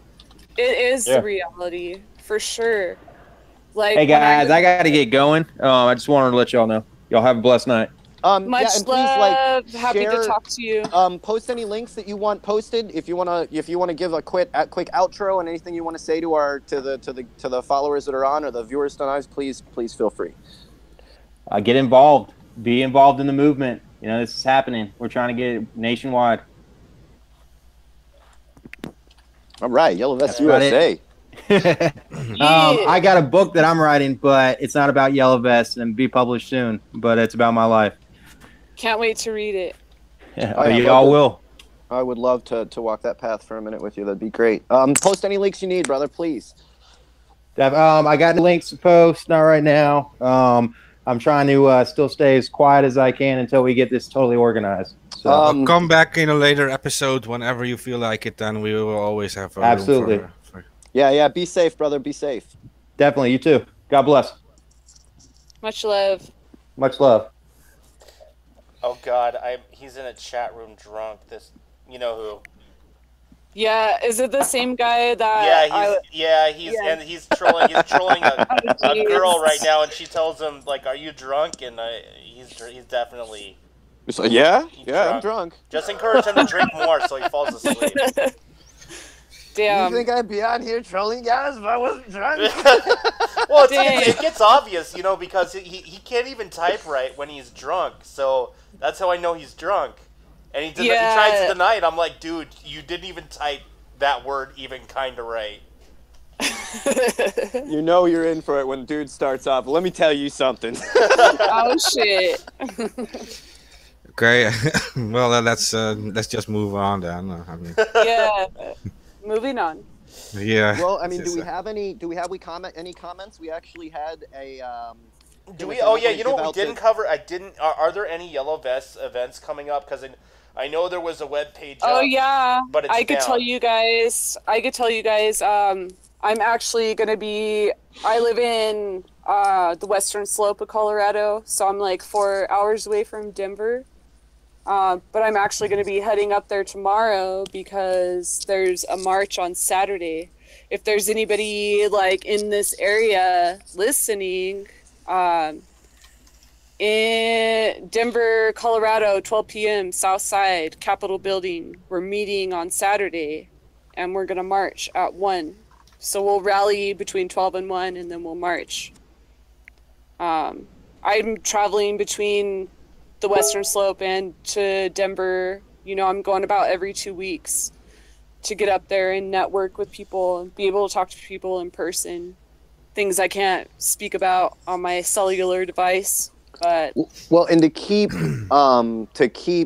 us from being, you know, infiltrated and controlled and all of that, I know the European Yellow Vest were making it look every Saturday we're meeting here every Saturday. And there really wasn't, you know, the huge amount of organization that you normally would have because, you know, hey, you know, the town center every Saturday, be there. Do we have something like that similar going on with the American Yellow Vest where we've said on, look, every Friday or every Saturday or every Sunday, whatever we feel best is like our day? I mean, like... Mondays suck. I'm always down for Monday. Yeah, right? Like some random day. I mean... Like, there's so much going on, like, I've been trying to keep up on Facebook, yet at the same time, I don't want to be there anymore. Yeah, we all are done with Facebook. Yeah, Denver is definitely somewhere that's, like, really trying to make it move. There's a lot of good peeps there. Like, I can't wait to get up there so I can actually, like, be in person with them. But like as far as following, there's a lot of fucking bullshit going on too within Facebook, and people just like, I mean, you don't know what people's intentions are, like when they're getting on there and posting some random crazy shit that doesn't make any sense, just trying to get people riled up or divided to this side or that side. And it's coming to the point where we have to move to somewhere else to communicate between long distances. Yeah, because they are actually reading what happens on Facebook and whatever you like share about each other. Dude. If you like fight with each other, they are actually using algorithms to collect all that stuff, and they will learn more and more about you. Well, and they know the one, you know, they know the things that are that you know, and no other way to say it, trigger each and every one of us in a different way. Yes. You know, they know what those things are. So they'll take something that's going real well and then throw, you know, this into it because, hey, they know if you mention this one event, right, everybody's going to fucking lose it, right? And that's exactly what they will do. And what are you guys' opinions on, so like, yeah, like speaking on the, like, Facebook side of it, like the algorithm, but what do you guys think about like people, like individual human beings that are how do I say it, like not connected to their heart or just unaware of their energy, and then those in control controlling them to disperse that bad medicine or that darkness. I don't. Like, what I mean, I don't know really how to put it into words. Well, I don't think a lot of modern society is in touch with their spirituality, and it's a trait that has been lost in the modern era. You know what I mean? Yeah, and I think, you know, you have to be aware. These, you know, and we can kind of zoom out a little bit, kind of go in a little bit of a different direction, but especially when it comes to spirituality, no matter what you call it, that darkness, that evil, as soon as things start going our way, as soon as we start getting it together, they always creep in. Money, power, ego, right? Whatever you want to call them, right? Whatever that dark energy, that dark spiritual, even the need to go up in the ranks, right? What would make you infiltrate a group of people that are there to represent the workers that want to get Medicare? Well, because they're fucking paying me, right? And getting out of that can be hard. Those same evils, that same greed, we have to make it valuable to do other things. Right now, greed is the only thing that gets you ahead in this world. Oh, you know, it has been for a very long time the only thing that got you ahead, right? You had to be the biggest asshole. You had to take the most. You had to rape and steal and murder, right? Those are the guys respected. Those are the kings, right? Yeah, there's a new paradigm shifting though, dude. Like, I mean, you know, like I might sound like woo woo or whatever, but like I know that part of my purpose here is I'm like a gatekeeper, a grid keeper. I'm keeping a grid of love vibration and like repelling that bullshit. Like me, and there's so many other people like me that are done with it, like done to the point that we are emitting our frequency to a point where they can't overcome it. And if I can call out those other people like me to step up, I can only imagine what we could be able to accomplish. And you know, that's why I wanted to get on here and even talk to you guys, because I hope that somebody like me is listening, and I hope that they could share this message with somebody like them, because I mean, at this point, there's no more time left to fuck around, if that makes sense. Truth. I mean, it's you know, there was a point. This isn't, you know, when you look at the way the world's going, you look at how the people, and I mean the world, right? We're all treated. This isn't, and this is including animal, you know, the animal kingdom and all. Like it's a whole thing. When it comes down to it, this isn't revolution. This is suicide prevention. Right? We are literally leading ourselves down to nothing but death, right? That's what we're doing. You poison your water, you poison your land, you poison your minds, all of it. And it only leads to one place. And the part that people have to wake up to is that we already know where that goes. We know where war goes, we know where violence goes. Yeah, dude. And we can go in another direction. We can go in another direction. What happens if we destroy this planet and we destroy this, like how everything ripples out here, like it's on a bigger scale. It ripples out into the entire universe. It ripples out into the entire cosmos. And like, well, and you know, I don't want that to go out into the, I mean, the other fucked up shit that's already been going on here. Yes, that's been rippling out, but we can prevent it from happening any further. And look, we could either be the only life in the universe, which makes us making animals extinct on the planet, our SLs on the planet, that much more horrible, right? Yeah. Or there's plenty of life in the planet, and we need to really prove what it is to be humanity, right? What makes humanity special. Yes, dude. Like, it is fucking time to step up. And, like, I mean, you know, like, I mean, being honest again about myself, like there was one point in my life, like maybe,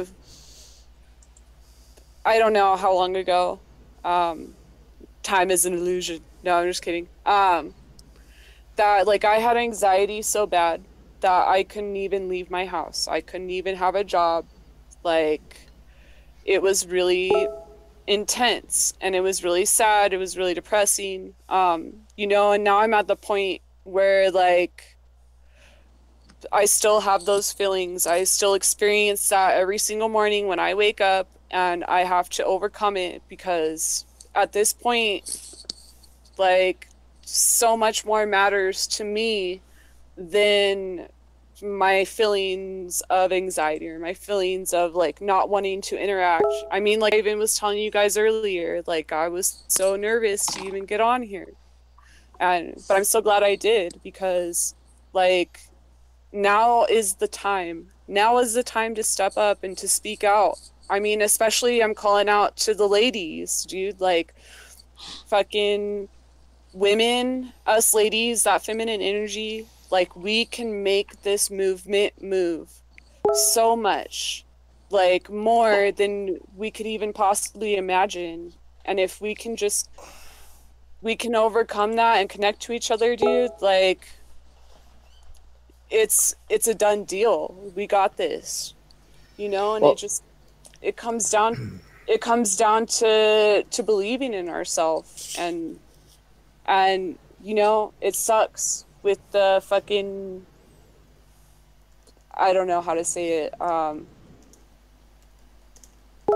the like negative energy or the like darkness that's trying to, or I guess you could say the brainwashing of like, this is what a woman should be, or this is how a woman should be. And none of that's true. Like, we should be who we feel we are.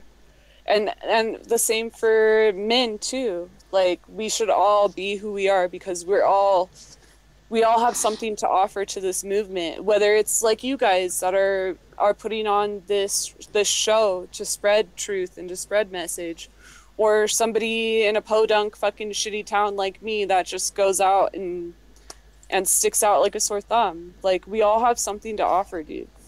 We all do. Well, it's admirable, especially, you know, it's not, the world is a scary place. To put yourself out there, to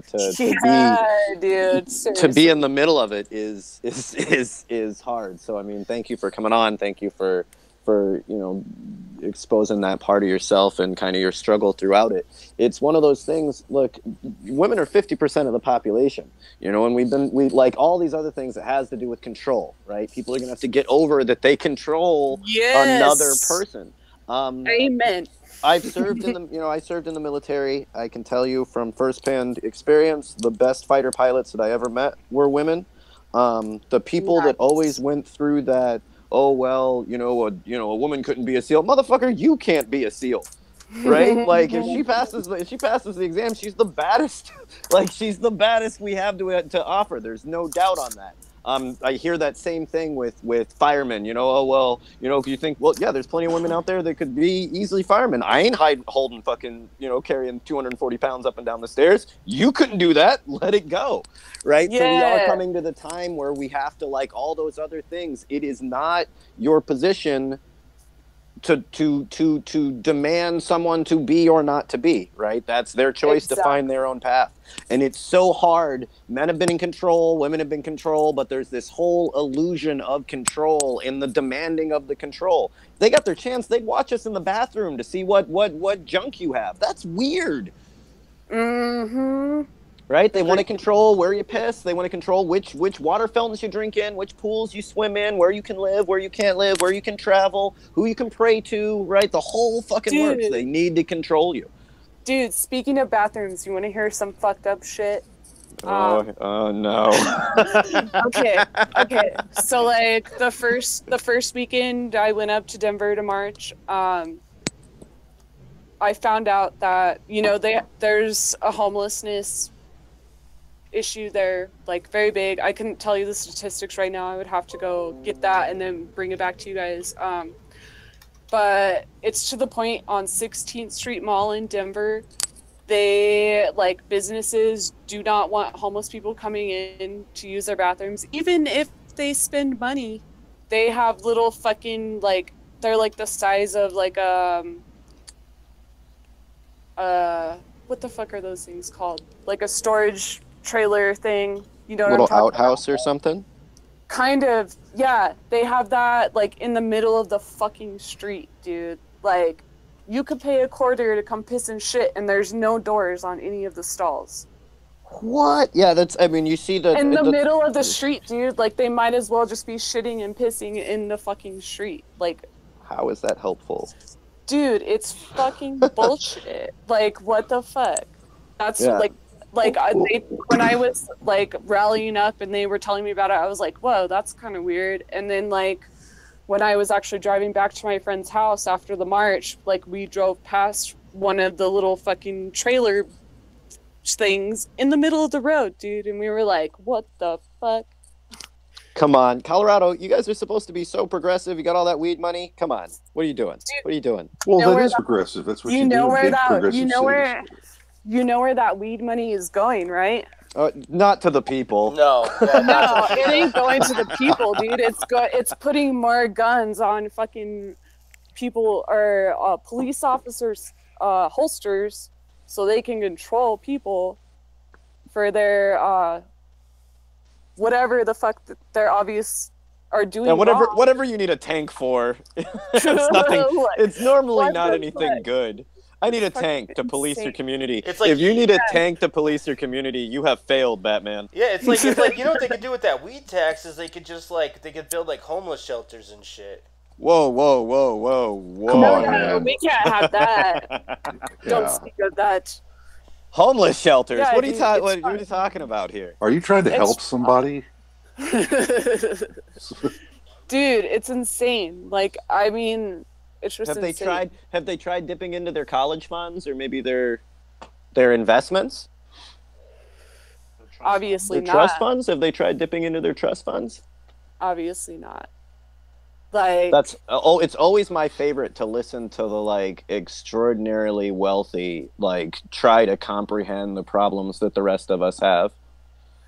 There's no food in the refrigerator. Well, did you ask the butler to go get some more? No, what the fuck? No. Dude, I built this company from the ground up. I had a small $10 million investment tax-free from my parents. That is not building shit from the ground up. You know what I could do with $10 million? Dude, there was actually when the last time I was up there, and I can't remember where we stopped in front of it. It might have been, which is weird that the Kansas City Reserve is in Denver, Colorado. But beside that, we stopped. It's much easier to oppress people where you don't live. You want to get people from one spot to oppress people from another. It gets all confusing. But yeah, so we stopped in front of there. There was a few people that spoke their piece on the little mini megaphone that was present. And then out of nowhere comes this dude, and you could definitely tell he's a trust fund baby. He was wasted, and he just came up and tried to start talking shit to there was probably, I would say there's probably about 30 of us in yellow vests out there. He came up and he's like, I'm smart. I went to school. I wish I could show you guys the live feed because it was just fucking ridiculous, dude. Normally those jackasses are pretty self-entitled. They've got they're the smartest. It's not, you didn't get into this school because your parents bought it. You're brilliant, obviously. Yeah, you're so smart that you can't even say smart words. But it's one of those, the guy, walking, it doesn't mean that you're well loved all the time. And I think even to that, inside of those homes, they're static and unloved, which is why they manage to produce these heartless children. Yeah, dude, it is. It all boils down to that, exactly what you're saying. I mean, and then it goes even further than that. It goes into ancestral fucking shit. And I mean, our DNA, so many things have been imprinted upon us, all of us, not just me or you or that guy I was talking about, everybody, and it, well, just remember that unless such a person is part of the 1% wealthiest people, him and others like him are or should be part of this movement too. So yes, exactly, dude, exactly. Yeah, I mean, it is a tiny group of elite are actually running everything. I'm pretty sure, even if he's a trust fund baby, like you said, that he's not part of that group. I think so. Yeah, there should be a way to reach out. The millionaires are under the impression that they're, you know what I mean, that they're they don't have problems. They don't have issues. Well, and there's definitely levels. So, I mean, the true power elite, they don't particularly run on money. I'll give you an example. The English monarchy has a stick that between kings and queens, this is how they loaned money back and forth. Now, this is just a stick with some notches in it, right? But the thing's worth, you know, $100 million, something like that, in today's money, and it's still considered real currency. It's still considered a value from this loan. Will never be that, you know, your billionaires are not that kind of wealthy. You don't own a stick that the Swedish government owes you know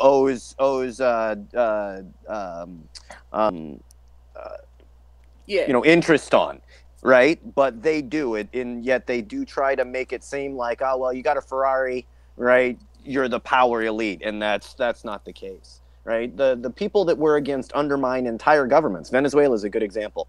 Right? Those names are hard to find. If you can name the person, right, they're not really the power elite. That's the difference. Right? You don't get to know their names. You don't get to know who they are, where they go, what? There's one picture of the Rothschilds. Do flies around the world constantly, right? They don't go through immigration. They don't exist on the same level as us little peons. But I do feel like their time is coming to an end. You know, when you say, hey, look, dude, it's over. There's no stopping it now. Like, I mean, I'll tell you guys right now, like, I'm fully invested in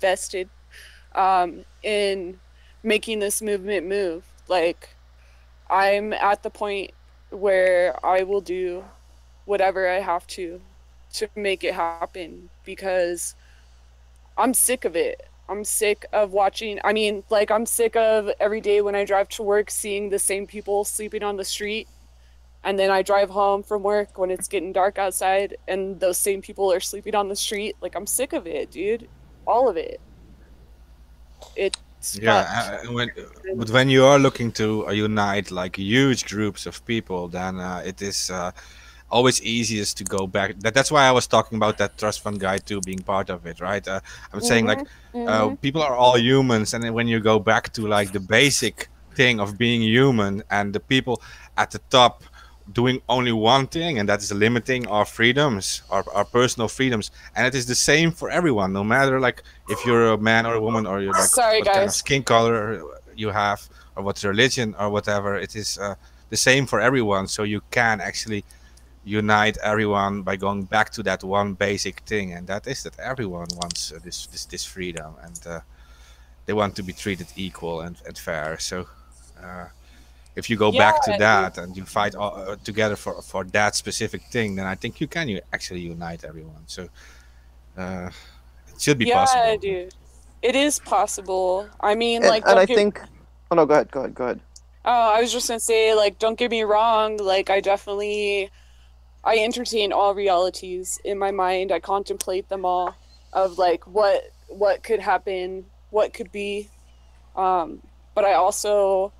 I'm really focusing on the possibility of how this could go in a good way. Like, we really do have the opportunity to make this go in a a good way. Well, it's the parts are all here, right? The parts are all here. We have the social media connection. We have the places, the people, the workers. I mean, there's plenty of government workers now are on board, right? Oh, all of the for pieces sure. are here if we can just put this puzzle together, and like we've kind of said from the very beginning, keep them from dividing us over the things that they always divide us. You know, it's the same things over and over again.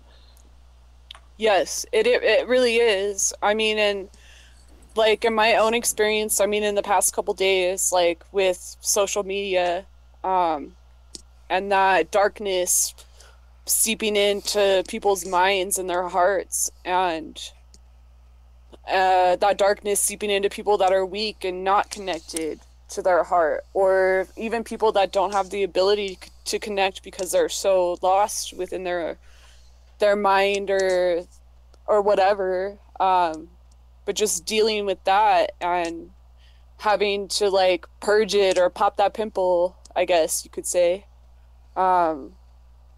It's insane, dude. Like even me, like being a part of like the water protectors and stuff. Like I couldn't tell you guys how many friend requests I've gotten on Facebook in the past like 2 weeks of people that I know they're just infiltrators, like, and they just want to watch my page. They want to monitor me. I mean, don't get me wrong. I'm not adding them. I'm not accepting their friend requests, but like, it's just, it blows my mind. I mean, I spent about a month in Flint, Michigan, in 2017, and that was just insane to see, like, how broken that place is. And I mean, anybody's listening, Flint still doesn't have clean water. Yeah, they haven't had clean water in like 4 years. I think 5 years, right? We're going on 4.5 years now. Yeah, going on. Still no end in sight. The next group of politicians has taken over, and they said they will, they're going to be prosecuting them, looking into them. They aren't sending the fucking police there to arrest their asses and throw them in prison, so whatever. But then, yeah, I mean, 1,800 days without clean water. And this will be the 4th time that they've came out now and said that the water was clean and drinkable. The 4th time. It is still not drinkable. And it's not, dude. It's not. Like, the camp that I stayed in Flint, I didn't stay at the one that was in the park. I stayed at the Wolves Den. Yeah, I was there. Oh dang, man! Yeah, too bad so we like, couldn't meet. Oh wait, what was his name? What was his name? Was at that camp in Flint? Jill Stein was there. Jeff was it? Yeah, dude, I showed up on the day that Jill Stein was there. I had to film it. the guy that was doing her camera work, that was me. What, dude? No way. Like, we took all of the pictures next to the, where we made her sign like the little forklift or the bulldozer like she did at Standing Rock. Yeah, and then the big canvas like material. Yeah, like I was behind the camera almost the whole time, but yeah, I was her cameraman when she showed up. And then well, we did the solar stuff and the garden across the street. Yeah, dude. And so, like, when I got there, that's when everything, I mean, it already had been going downhill, but like, just to say the least. It was a peaceful protest. Fuck, dude. Like, just to watch, to witness it for myself. And but I mean, some of that had to do, once again, I can name 3-4 people now that are after that. Remember what I had said earlier. If there's 10 people in a room, 5 of them are infiltrators. Now, when you look back, right, some of them were undercover cops, some of them were CIA. It was one of those. Oh yeah, dude.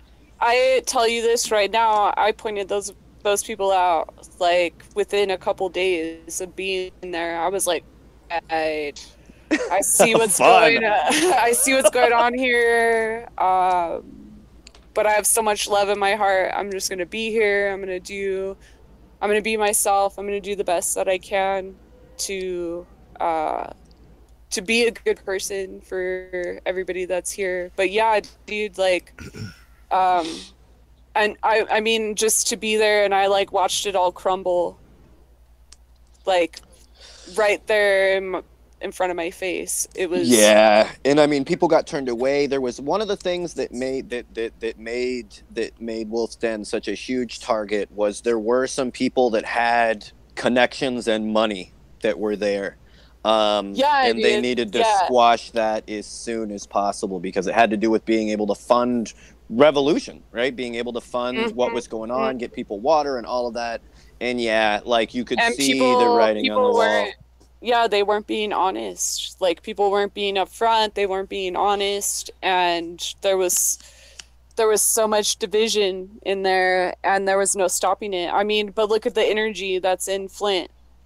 Yeah, like, it was hard not to. Fuck, there was drive-bys. I mean, there was all sorts of fun stuff. I like not the first night I was there, but like maybe in the first week I was there, like, there was some loud noises that sounded like fireworks, and I was like, whoa, like, are people shooting off fireworks? Because here's me, I've never been around, like, automatic weapons. Oh, yeah, when I was in Chicago, it was like that all the time. Like, everybody's like, no. No, that's just like, that's just the nightly chatter of small arms fire. You'll get used to it. Dude, I was like, oh, fuck. You're in Flint. Like it's one of those things where this used to be the heart of production. You know, most of the America. Midwest is like that. You know, all the cities, like all the major cities, got like extensive problems with gang violence and shootings. Well, there's nothing like there's city, nothing. man. Yeah, there's nothing there. If you ain't in a gang, you're not gonna make it. Well, like look at Detroit, Detroit, Chicago, fucking all over there. This used to be the means, like those they prey on the weakness of our government, of our infrastructure, and all of it. That's what they do. That's where those things pop up, where people are struggling always. Well, yeah, like guys in the corner selling crack aren't selling crack because they're necessarily addicted. Some of those guys are trying to put food on their table. Oh, what the fuck? You think I'm gonna go to Harvard? Yeah. Like what are my options? Right? Like it's not reality when we failed entire sections of the U.S. so that we could use slave labor overseas. Not that you notice how they always phrase that. You know, we're looking for cheaper labor overseas. You mean slave labor. You don't mean cheaper labor. You mean slave labor. You need the next spot where they're, either struggling enough or or don't have the rules where you can still slave them out. That's what you mean. Right? It's not looking for a cheaper workforce. And you couldn't use us as slaves anymore without paying a working wage. And you see that same argument, happening now. Yeah, you can't tell them what they actually are, Terrence. I mean, you have to keep it a secret. Yeah, you can't. Well, I think a lot those 800,000 furloughed workers know what they are now. Especially if you're in the Coast Guard, right? Because they're counted as the military. So look, they are not paying you. If you do not come to work, they will lock your ass in prison. They will send the fucking the slave patrols out for your ass right now. Well, no, it's over. This is something. Okay, I know there was the whole communism argument, but between going to work without pay and the eminent domain, this is communism, right? Am I the only one? Am I the only one that sees this? The state owns everything. They own you. They own the land, right? They own everything. Yeah. If you're in Florida, they own the water that falls from the sky. Yeah, dude, it's insane. It's complete madness, dude. Yeah, that's madness. When somebody walked out on a stage and said, I own the water and the sky, and if you collect it, I'm going to put you in jail. Everybody in that room should have been laughing. You own the sky. You own the sky, man. Yeah, remember that guy? They said that guy was in Oregon or is it Colorado where the guy had pond water in his backyard because he didn't want to I forget what he was doing. I think he was converting it into drinking water. Yeah. And the government told him several times to get rid of it, and he didn't, and they sent him to prison. Yeah, that makes you believe that you own the planet. They even write laws forever, as in as any of this is permanent. That's a piece of paper, right? That's the treaty. A treaty law has always driven me crazy. Like any of that, beyond the realities of man, right? Why would I ever respect a piece of paper? I follow the law because it's the right thing to do, not because it's on a piece of paper. That's a piece of paper. You made that up. I don't care. Yeah, dude. They don't give a fuck about any treaties that were ever signed. No, they've never, but it is an indigenous thing, with the treaty specifically, but whether it's the Constitution, whether they don't respect any of those pieces of paper. Well, that was the treaty between them and the white man. So, I mean, we know how that ends.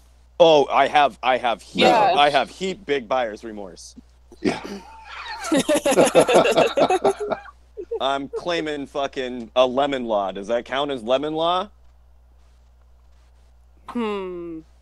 Right? If you get I got a bum deal. There's no other that's the deal. You don't even in any other contract you would think, okay, that was usury. That was you can name off, but they're not it really isn't just an indigenous problem. It's just that with the indigenous, they run out of reasons why you don't claim that land, right? When they want to put a 4-lane highway through your house, you guys only bought it 50 years ago, right? It's only been in your family for 100 years. Where when it comes to indigenous rights, you're saying, no, this is my land.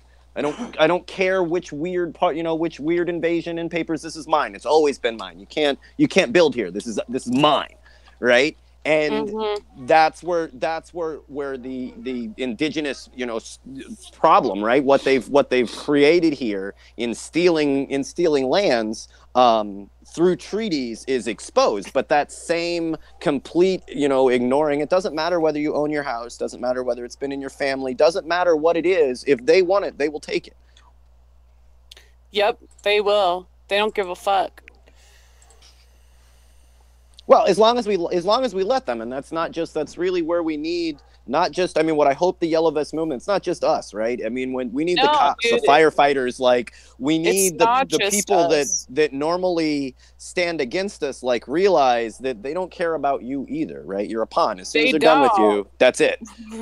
They do not care about those pawns at all. As soon as they don't need those pawns anymore, they'll just be thrown aside, just like the rest of us.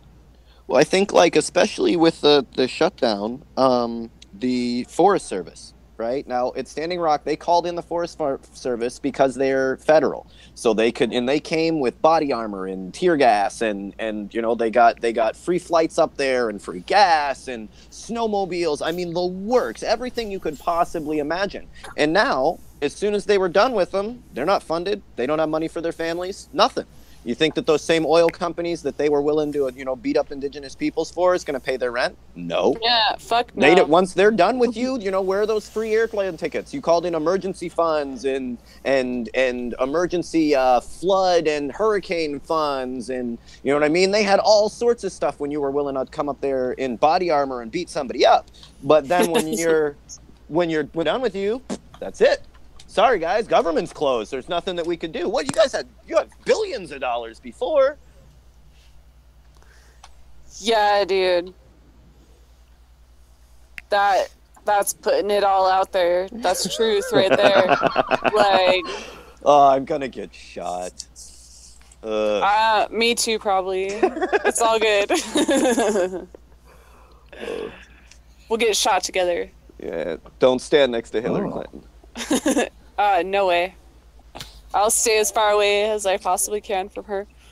That's what I'm. No, maybe it's the opposite. I need to stand like right next to her, like behind her. Maybe, yeah, that's what I was just gonna say. Oh man, you gonna take a bullet for Hillary, man? No. We're gonna let Hillary take a bullet for us. We'll stand behind her. There's no way anybody would. Okay, nobody's gonna shoot at me while I'm behind Hillary Clinton. Exactly. Impossible. Impossible. Well, just don't be her friend, because they're the ones that seem to have the most trouble with life. Oh no, that would be my point when she asks, "Oh, hey, how come you're always up under me?" I'd be like, "So you don't have me killed." It'd look horrible if they fucking, you know, my brains. I'm just using you, Hillary. I'm just using you. You know, like you used me. You got some hot sauce? Oh, going on. I was eating. I was hoping you brought some hot sauce with you.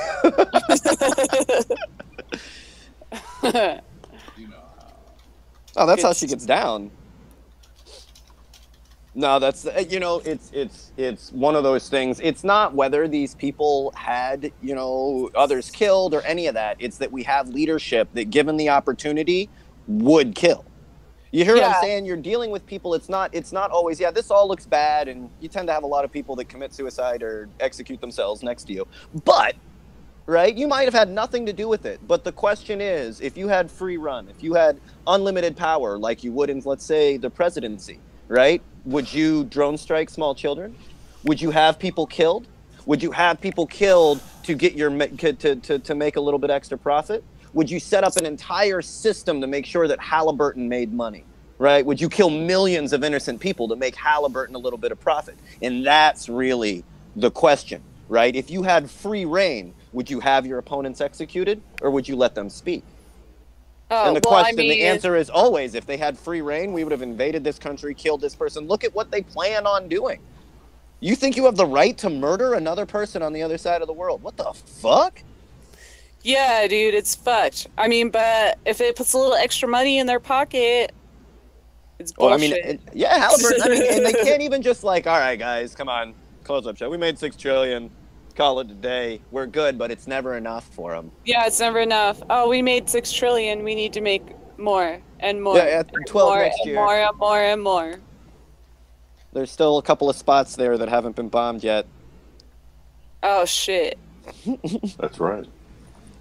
It's true though. There's not much of Iraq or Afghanistan that hasn't been bombed. Yeah, we in one way or another. I can't believe that we wasted, what was it, $50 million on a non-nuclear, the biggest non-nuclear bomb, dropped it from a C-130 to kill 20 people in a cave. That's a waste of money, it was man. No, it did what its job was, yeah, right? but it's a waste of fucking money. It's a waste of fucking money. Oh, it's a huge waste of money, but it was done to show off. And see, then the thing is that we can build weapons that have more explosive power than a nuclear bomb, which was what our point was. That, hey, we can bomb you with this, and it's in that little gray zone. They had to fly it from a C-130, which goes, what, maybe 200 miles an hour? Anybody could shoot that thing down with the surface-to-air missile. Like, well, we in a lot of cases we control the airs. You know what I mean? Like, you could say, hey, you know, when we were bombing Baghdad, right? You could have shot it down with the surface-to-air missile. Except we controlled all of the surface-to-air missiles, all of the aircraft. Do you know how long it took us to down all of Saddam Hussein's air defenses? Like an hour? No, 3 minutes. Yeah. 3 minutes to completely eradicate. I remember what they were doing. Is that they were shooting 50 cal. Yeah, that's the only defense that they had was bullets. That was their air defense. Yeah. So a 50 caliber machine gun has a 1.5 mile range. We're shooting at you from what, 100 miles, the middle of the ocean in some cases, right? In the middle of the Arabian Sea and the fucking Mediterranean. You know, we were so far away it was absolutely pointless. But as far as like surface-to-air missiles, satellites, the works, right? It took us 3 minutes to do. 7 minutes. I'm sorry. Right, so 7 minutes faster than the aliens in Independence Day. I remember the airport was taken over, like, it only took 20 minutes. Yeah, so I mean the weapons that we're using, the point was to show that we've got a weapon that can blow up a city without being nuclear, because nuclear is a no-no. Right, so we can still kill lots and lots of people. Like, it was just a kind of pointless show of force, like they all are. Well, the old one was getting dusty. It was reaching its shelf life. So. You remember in Iraq they had the Highway of Death where what did they use? Everybody fucking was murdered on it. I think that's yeah. I mean, that sounds about right. I mean, name a highway that isn't the Highway of Death in Iraq. Yeah, well, I don't know. I don't know. Apparently we did it, and everybody who was on it just got mowed down. Oh no, we did all of it. All of it. That's what the crazy part is. Yeah, come on, because we knew everybody there was guilty, so they had to be killed. I don't know about that. I don't know about that. Like, there was probably a lot of innocent people. Whoa! Are you considering terrorism? Opens eye, maybe. It was war, Tyler. It was war. Well, you know, just in the passing, in the kind of, like, I don't know, insanity that does our U.S. government. So Nancy Pelosi stopped Trump from doing his State of the Union, you know, disinvited him or whatever. So he stopped her flight over to Afghanistan. On that same day, right, 100 security forces were rounded up and executed. I'm pretty sure that he accidentally saved Nancy Pelosi's life. Damn. The places that she was supposed to land were the places where they rounded up all of these Taliban. The move to get this done may have already been, and she just didn't show up, and him being a dick. Well, I remember when the British showed up, and they were, like, looking around for Al-Qaeda, and they couldn't find them. Because Charlie was super hard to find, too. Yeah, I'm like, and everybody, you know what the locals were doing is they were getting random people and saying that they were Al-Qaeda. Well, there was something that we learned eventually after 15 years that we've gotten down to. Well, I mean, it's not that Al-Qaeda, like, runs the country, or just everybody here is Taliban, right? These are just the people that live here. There comes a certain point where it's like, well, what made them Taliban? I asked him, and he said, death to America. Well, you blew up his family. What was he supposed to say? Well, he seemed very aggressive about us blindfolding him, throwing him in the back of the truck, and questioning him on whether it was Al-Qaeda. He said, "Fuck you, American pigs. I hope you all die. I think you might be a bad one." Like, what else were you supposed to say after 15 years into an illegal war? We're having a lot of trouble finding people that like us. We fear that the 4 that did, we blew up in that last drone strike.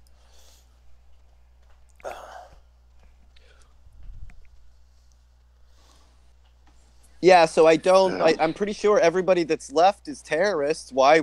Fuck, I'd be a terrorist by now. Pretty sure those are the only like. Yeah, anybody with a brain and some sanity would have left by now. Well, if you didn't have a killer's mentality, then holy fuck, you would not be alive. The only reason you're alive is because you're a terrorist. Have you seen this place? It's a 15-year fucking war zone.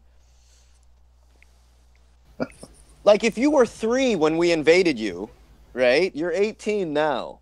What else would you be but a terrorist? Cab driver?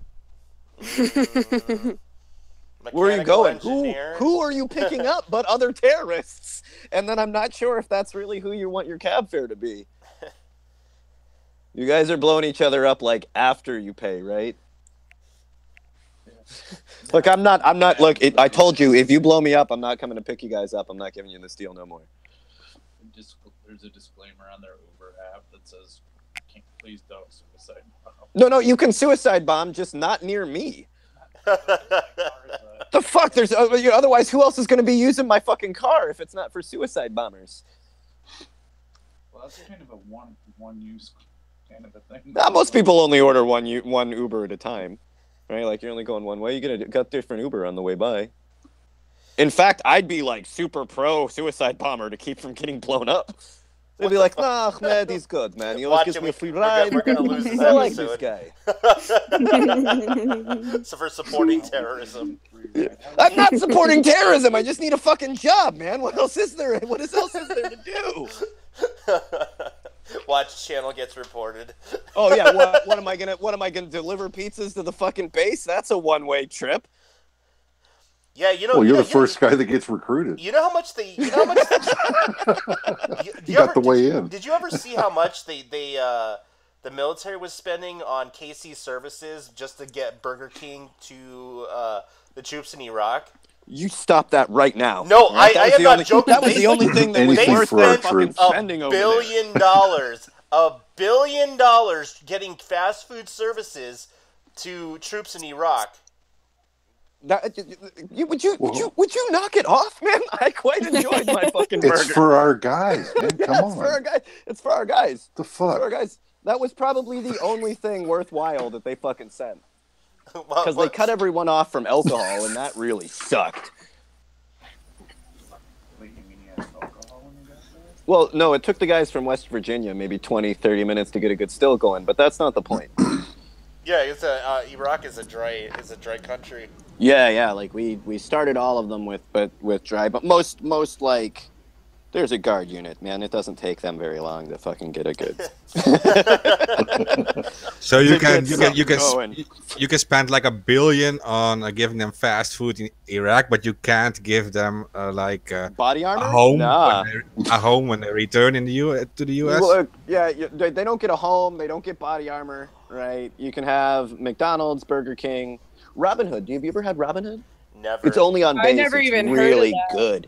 Oh my god, they've got like this like you only get it on base, right? You only get it at the PX and PX, right? But they've got like a kind of sweet ranch sauce that they put on. I think it's the number 2. Fuck, it is so good. Never mind. Man. Was that all halal meat you were eating? I mean, do you know where it came from? I sure hope so. Right? I don't to be honest, there is no difference between halal and kosher, right? Like they really have to do. It's almost the exact same way. So killed. I could care less there are certain things that are really, the animal has to be killed in the right direction and in clean environment. It has to be quick. It can't suffer, right? Those are all important things. To me, like we need to just agree on chicken, okay? Like that's it. Doesn't you can go to the India, they don't eat cattle, right? You go to the Middle East, the Jews, the Muslims, they don't eat pork, right? Pretty much everybody agrees on chicken. Even if you went like held down a vegetarian and you're like, look, you have to eat one meat, they'd be like, all right, chicken, fine, fine. No. I got like an eye from everybody else in the room. They're like, yeah, chicken, man, yeah. I do kind of want to bring up, like, this is something that's been on the back burner, and we really should pay more. I really should be pushing this more. This more John's thing. But we need to put more force in the ACTA, what is going on in the EU. Oh my God! Yeah, we should. If we lose this battle, we activists literally in Europe might have to go to peer-to-peer networks, and I'm not joking about that. It's pretty much, look, I mean, that is, we're looking like we're gonna lose the internet. Yeah, and it has to do with the storage. It has to do with how they go about it. Look, if you put something on, and that's any server, you know what I mean? So anything, any file that's on there that might be copywritten, and that's not even, just trying to fight back if they think it's copywritten. We've got a problem here where, like, we come up as some fucking rapper sometimes, right? There's... It scares me because now when you get a domain, you get a server, you get some back end fucking Linux distro. I'm wondering if they'll even program it into the back end FTP upload filters. I'm uploading. I want to put in an image affiliated with this document, and then you're like, okay, well that's fucked up. And then you're like, so what do I have to do? Just get some like buy my own server, buy my own shit, and then get all the way around it. Just dump $10,000 on a site, Well, it's yeah, exactly. They would like to price anybody. No. I mean that's what it would cost to get around this. I mean, you might get away with it for a little bit, but all of the hosting providers are going to have this upload filter in there. I'm pretty sure the filters are already in there. I mean, I'm going to go almost 100%. The filters are already there. We've seen them shut down a variety of different, of downloads, pictures, videos, things that they don't want to be seen on such a level. I guarantee those filters are already there. The technology is already attached to the internet. It's only has to be activated. I have to remember that companies like the American, like Cisco, are involved also in the Chinese firewall, right? The big Chinese firewall that censors the internet in China is actually built by United States companies.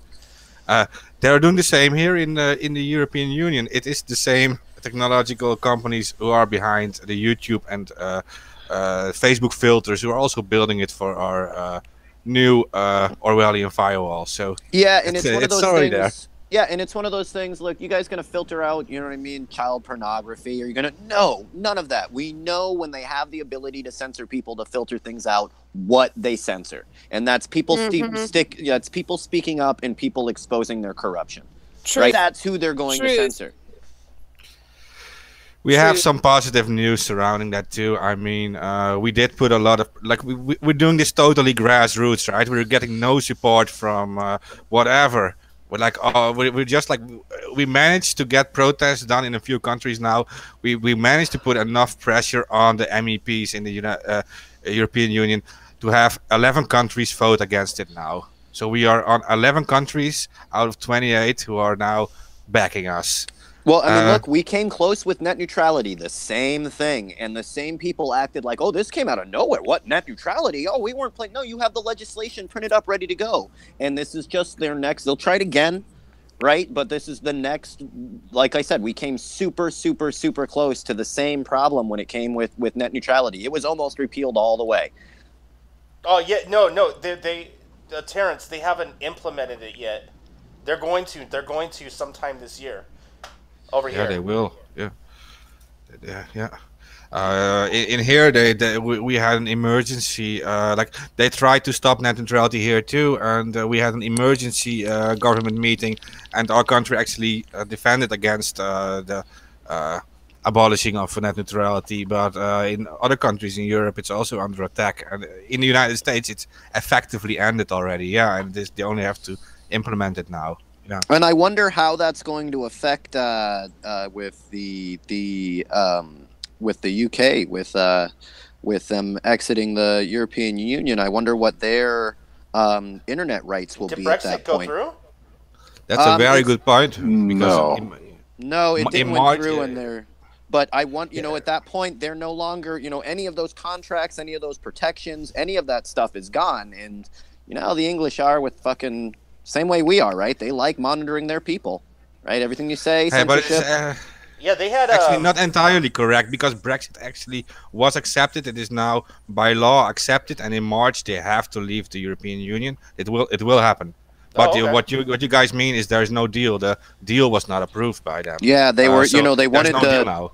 Yeah, they wanted to kind of work that this was a soft Brexit, and they're on their way to a hard Brexit. Are all of the countries that said their country first last? Is that what's going on here?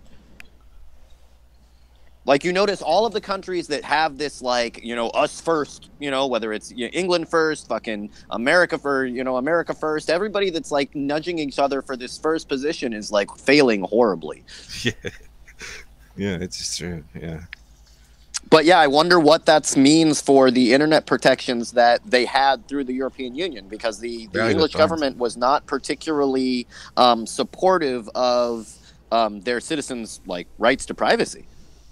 Yeah, and a positive thing for them is now that if we get this new censorship law and they're out of the EU, they won't have it. So I'm sure. I'm sure that's probably one of the UK's things been that will using cover Trapwire. The UK actually has the biggest implementation of Trapwire. They've been using it for almost 4 years now. Yeah, and they got real like comfortable with being monitored on every street. You know, they were the first ones to have like this like countrywide, you know, citywide electronic monitoring. You know, Big Brother always kind of looking in your window, all the way up to your door. Right? They use technology to look inside of the house, but you know, all the way up to the door everywhere else. It's your phone and TV and microwave that are listening to everything else. Yeah, Toaster's still down. They're as bad as the NSA. They might be even worse than the NSA for sure. They're really bad. GCHQ was really, really bad. Yeah. So I remember when like Anons used to troll them. I mean, yeah. What protections nice was the EU giving you? I missed that part. That's in between all the censorship. What protections were you getting with the EU? If you stay with them, I mean, what do you get? Hold on a second. No, like we don't have any.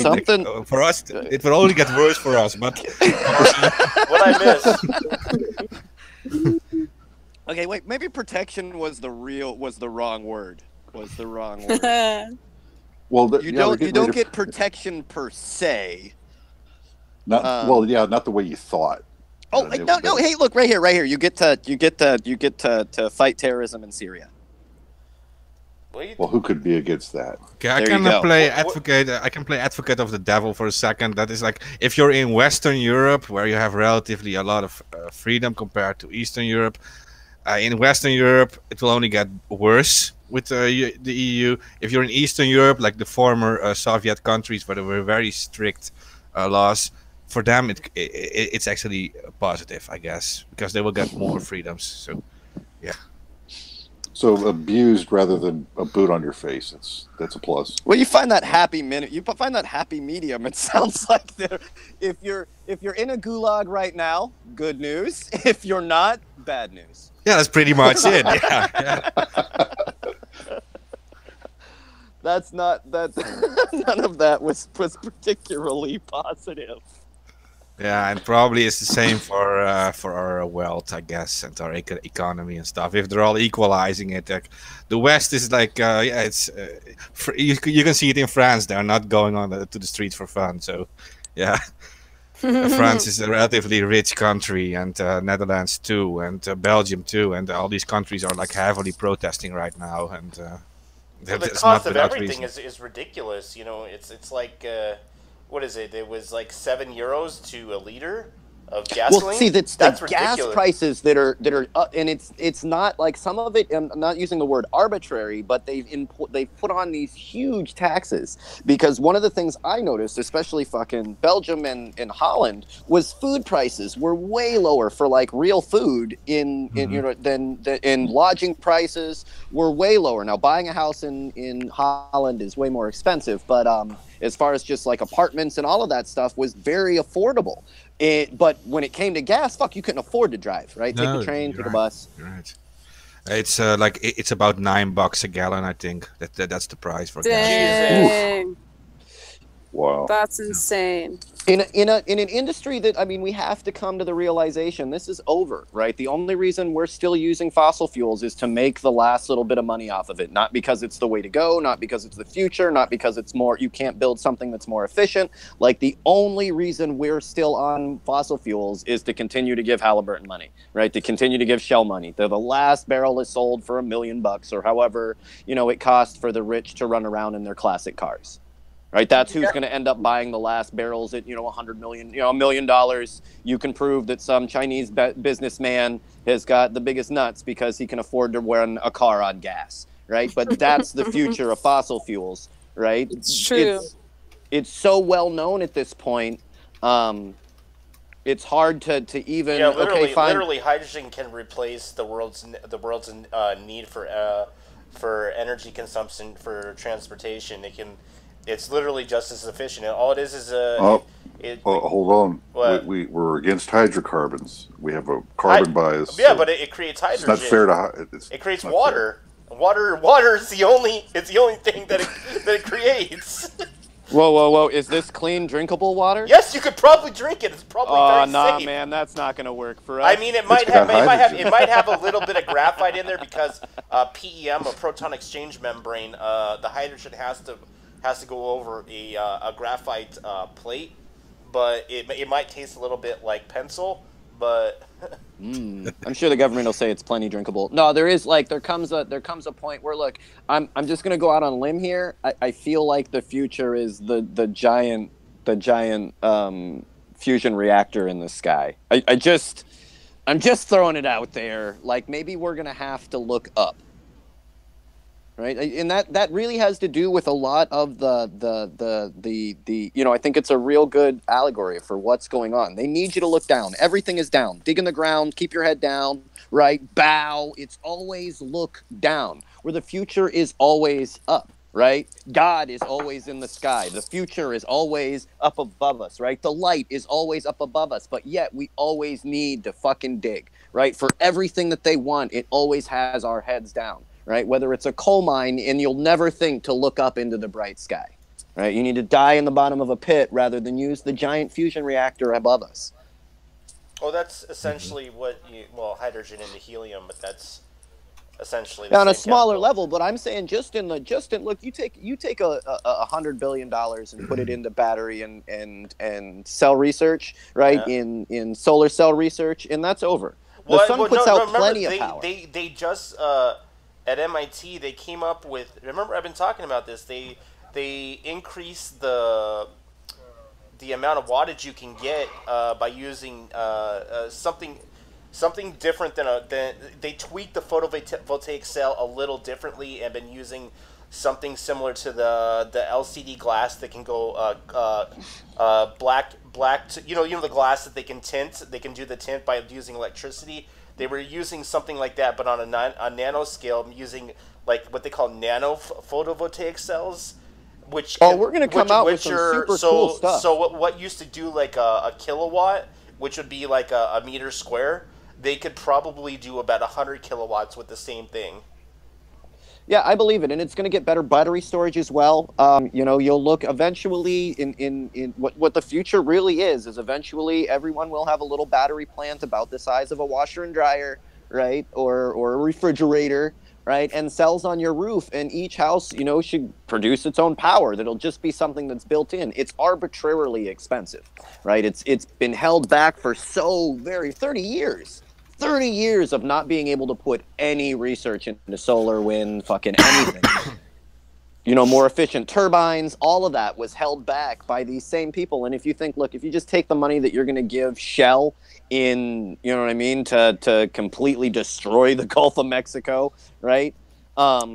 If you take just what you're going to give them in corporate handouts and invest it in batteries and in photocells, in solar panels, we'd have these problems figured out. It's not like we don't have the answer. That's what makes this sad. It's not like 2 + 2 is 4, and they just will not let you put in 4. Yeah. Right? If you put in 4, I swear to God, I'll put you in jail. But it's right there. Look, if you use it, and this isn't something that's relatively new. right? I mean, we went from reading numbers. If you use the number 1, we swear to God, we will drown you as a witch. That was policy. Right? It took all the way to the Crusades to us to figure out, oh, okay, I guess you can use numbers without the world ending. Okay, fine, you can use 1. Fair enough. And we get into that same thing over and over and over again. Chances are, if the government tells you it's gonna come out and destroy the world at their moment, there's some game. Well, remember they told us that the Y2K bug would destroy everything, and it did nothing. The gays getting married, right? The gays getting married was gonna end the world, the apocalypse. Ah! Yeah, 2012 they said the world would end too. It did. International jazz music, guys. Jazz music. Oh, yeah. Destroy America. Our culture is at risk here. God, I remember everybody flipping out about Y2K. We're still here. Yeah, they were saying all the nuclear bombs would go off because because they said after 2000, the year 2000, because of the way that the file system was done, it would automatically revert back to 1955 or something like that. And I remember I had a computer. I remember I had a computer that did that, and it worked perfectly fine. And it was an old. I remember, what did I have? And I had it I still had a running 486 at that point. There should really be no system on the planet that can accidentally kill us in a nuclear war. That seems like that probably needs to be done away with. Remember what I told you? Some of the guidance systems on some of the nuclear warheads are still using 5.5-inch floppy disks on Commodores. Look, I'm not joking. I mean, they already, but that's the deal. Your life means nothing. They've already decided that they're going to destroy the world because somebody didn't listen to them. Yep. Right? That's the bottom line, that if you don't do what we want, right, then we're going to destroy the entire planet, kill our own people. You know what I mean? That's like a guy walking into a bar with a 4.5 to his head, right, and be like, "Do you want to fight?" No, what the fuck? Right? And that's exactly, look, if you attack us, we'll destroy ourselves and the entire world. Okay, bad idea. You all are fired. Mutual assured survival is a good plan. Mutual assured destruction is psychotic. Remember there was a movie in the 80s that was shown around, and it kind of opened up people's eyes to how bad nuclear war would be. Remember, it was the day that the Earth stood still or something. Earth stood still, yeah. Yeah, and then people in the 80s were people towards the end of the 80s were like, we don't want nuclear bombs and shit like that. Maybe we should just show movies like that more often. Just show how bad that mutually assured destruction is not a good idea. Oh, I don't know. I mean, some of it is that our government is ran by a cult, right? They're an apocalyptic cult. There's no other way. The conservative Christian movement, right? They feel that they're ushering in the apocalypse. They're like, you will be baptized in a 1,000-degree flame. Oh, they look forward. They look forward to it, and that is not a good person. That is not a good person to be running your country. Oh, you mean the guy that's in there now who has his finger on the button? Oh my! I honestly, I'm pretty sure, and I'm just throwing this out there. I'm pretty sure it's not hooked up. I do. They unplugged it just for him. Somebody... They unplugged it just for him because he knew he would use it. Oh, he's probably pushed it a couple of times, and then he's too embarrassed to say anything about it because then you'd have to say that you pushed it. He's like, "Oh, you mean I was supposed to call the general as well for the lot code?" Well, I will say that the one time that it looked like we're coming up to a nuclear war was when that Russian ship went rogue. Right? And when the order was given, the only two generals, American and Russian, that were given the order to launch the nukes were like, nah. Neither of them did it. And these were the guys that were supposed to be, look, when we give you the order, you launch without question. And both of them were just like, nah. They loosely based the Red October, the Hunt for Red October, and all of that. But at the end of the day, neither of the generals that it were given the order, and I don't even think it was it was generals. It was one of them was just a low level officer was just like, nah, somebody else can destroy the world. If it really is the apocalypse, what the fuck does it matter if I push the button? And it turned out not to be. So that does, like, when we were given the, like, that's the same fucking story as the Joker, isn't it? Like, you were given the, you know, you gave it to criminals to push the button no matter what, and they were like, nah, not that much of a criminal. What are criminals, not assholes? Well, you know, speaking of nuclear war, Kim is supposed to come back in the United States in February. Well, I think that's Trump's only friend. I think so too. Like, who else is he gonna talk to at this point? It's true. I don't know. Yeah. I'm good. Like, at this point, we are not at nuclear war with North Korea. And with all of these, the longer we go without being, you know, the longer that we deny them war, the less likely it is to happen. You know, eventually you get to the point, like we've gotten to that point with Iran. Iran's got, you know, internet, social media. They talk to people. You know, it doesn't matter that America, you know, that the American government likes or dislikes you. Your average American could really give a shit. They're happy with Iranians doing their thing. And if you ever, like, they like to give your enemies, right, they can't be a real person, right? Terrorism isn't a person, right? Because otherwise you can talk to them. And that was the problem where you went with Iran being closed to Iran being open and talking to people. Because at that point, if you want to know, you can just contact somebody. Oh, hey, do you want to kill me? Nope, just playing PlayStation. All right, cool. My government just told me you wanted to kill us all in a nuclear war. Nah, government's over out there talking shit. Said something about Israel. What's up? Right? It's not like we don't get it, you know, because that's the excuse. Oh, well, they said something. They're going to attack her. We constantly tell people we're going to fucking erase them from existence. Calm down.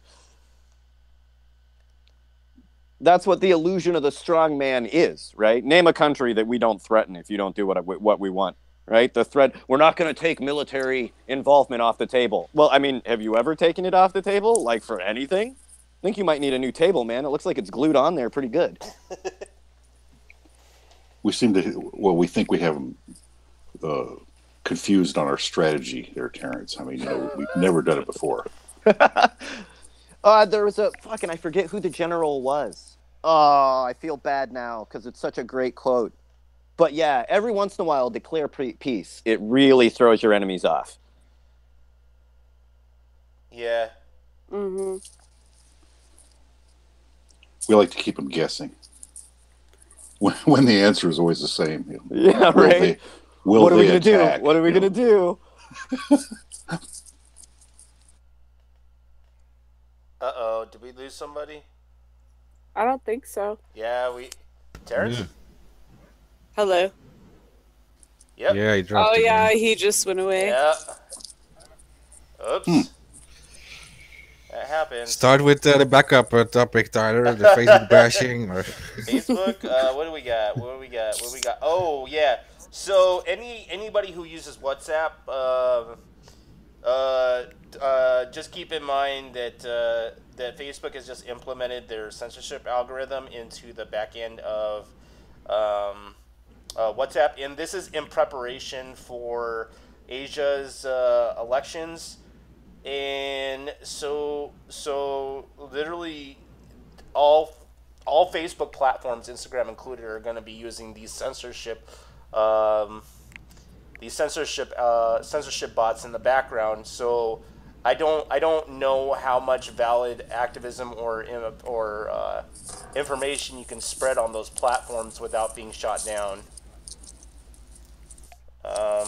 They'll probably. Go ahead, Preston. Sorry.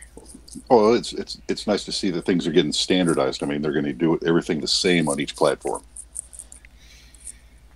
Yeah. Consistency. Yeah, I was going to say it will still be probably less censorship than they will soon have in the European Union. The ACTA 2 thing. I mean, if it really will really happen, then we can't even upload a video of protest anymore if it shows like a Starbucks in the that's the part that scares me, is because WhatsApp is not a social media platform. It's a calling and messaging platform that is predominantly used in the Middle East and Asia and all over Europe. I mean, it's not as big as in the United States, but internationally it's huge, you know? Well, yeah, of course they'd want to get their fingers in that pie, right? Yeah. Mm-hmm. It's bullshit. Yeah, the original owner left because they were destroying the encryption it had. Like, there was a good form of encryption inside it that they couldn't actually read your messages and stuff. But yeah, Zuckerberg pretty much destroyed the encryption in it, and yeah, puts ads in it and stuff, right? And adds all this stuff that allows them to read your messages and to store and sell your private pictures and videos and stuff. So yeah. Oh dang! They probably didn't like any of my private pictures. Yeah, well, it's no. Yeah, I know that a lot of people share weird stuff on there, but it's no joke because actually any company can buy them. I mean, I own a small internet company too. I can actually buy that kind of stuff too. So. Oh wow.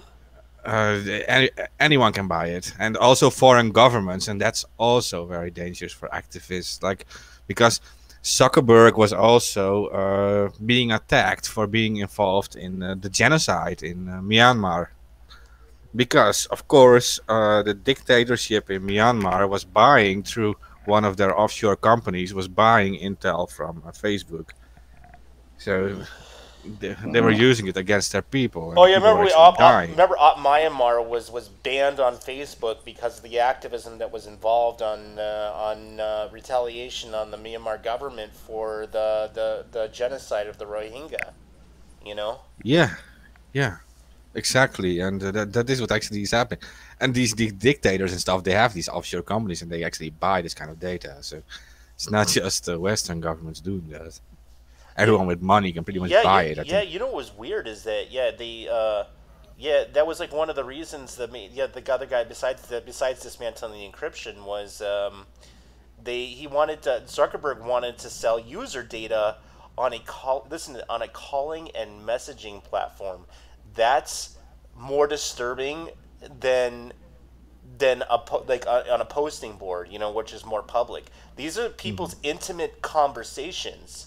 These are people's, you know what I mean? Like that's a lot more disturbing to me than it is them on a regular Facebook profile. Do you know that Zuckerberg actually got a patent to record your webcam, but not just record it? He can record it and has a patent to make it record without the light turning on. Oh, so, just like kind of like a rat, right? Yeah, a rat. It actually blocks the light from switching on, so you think your webcam is off, but it's actually recording.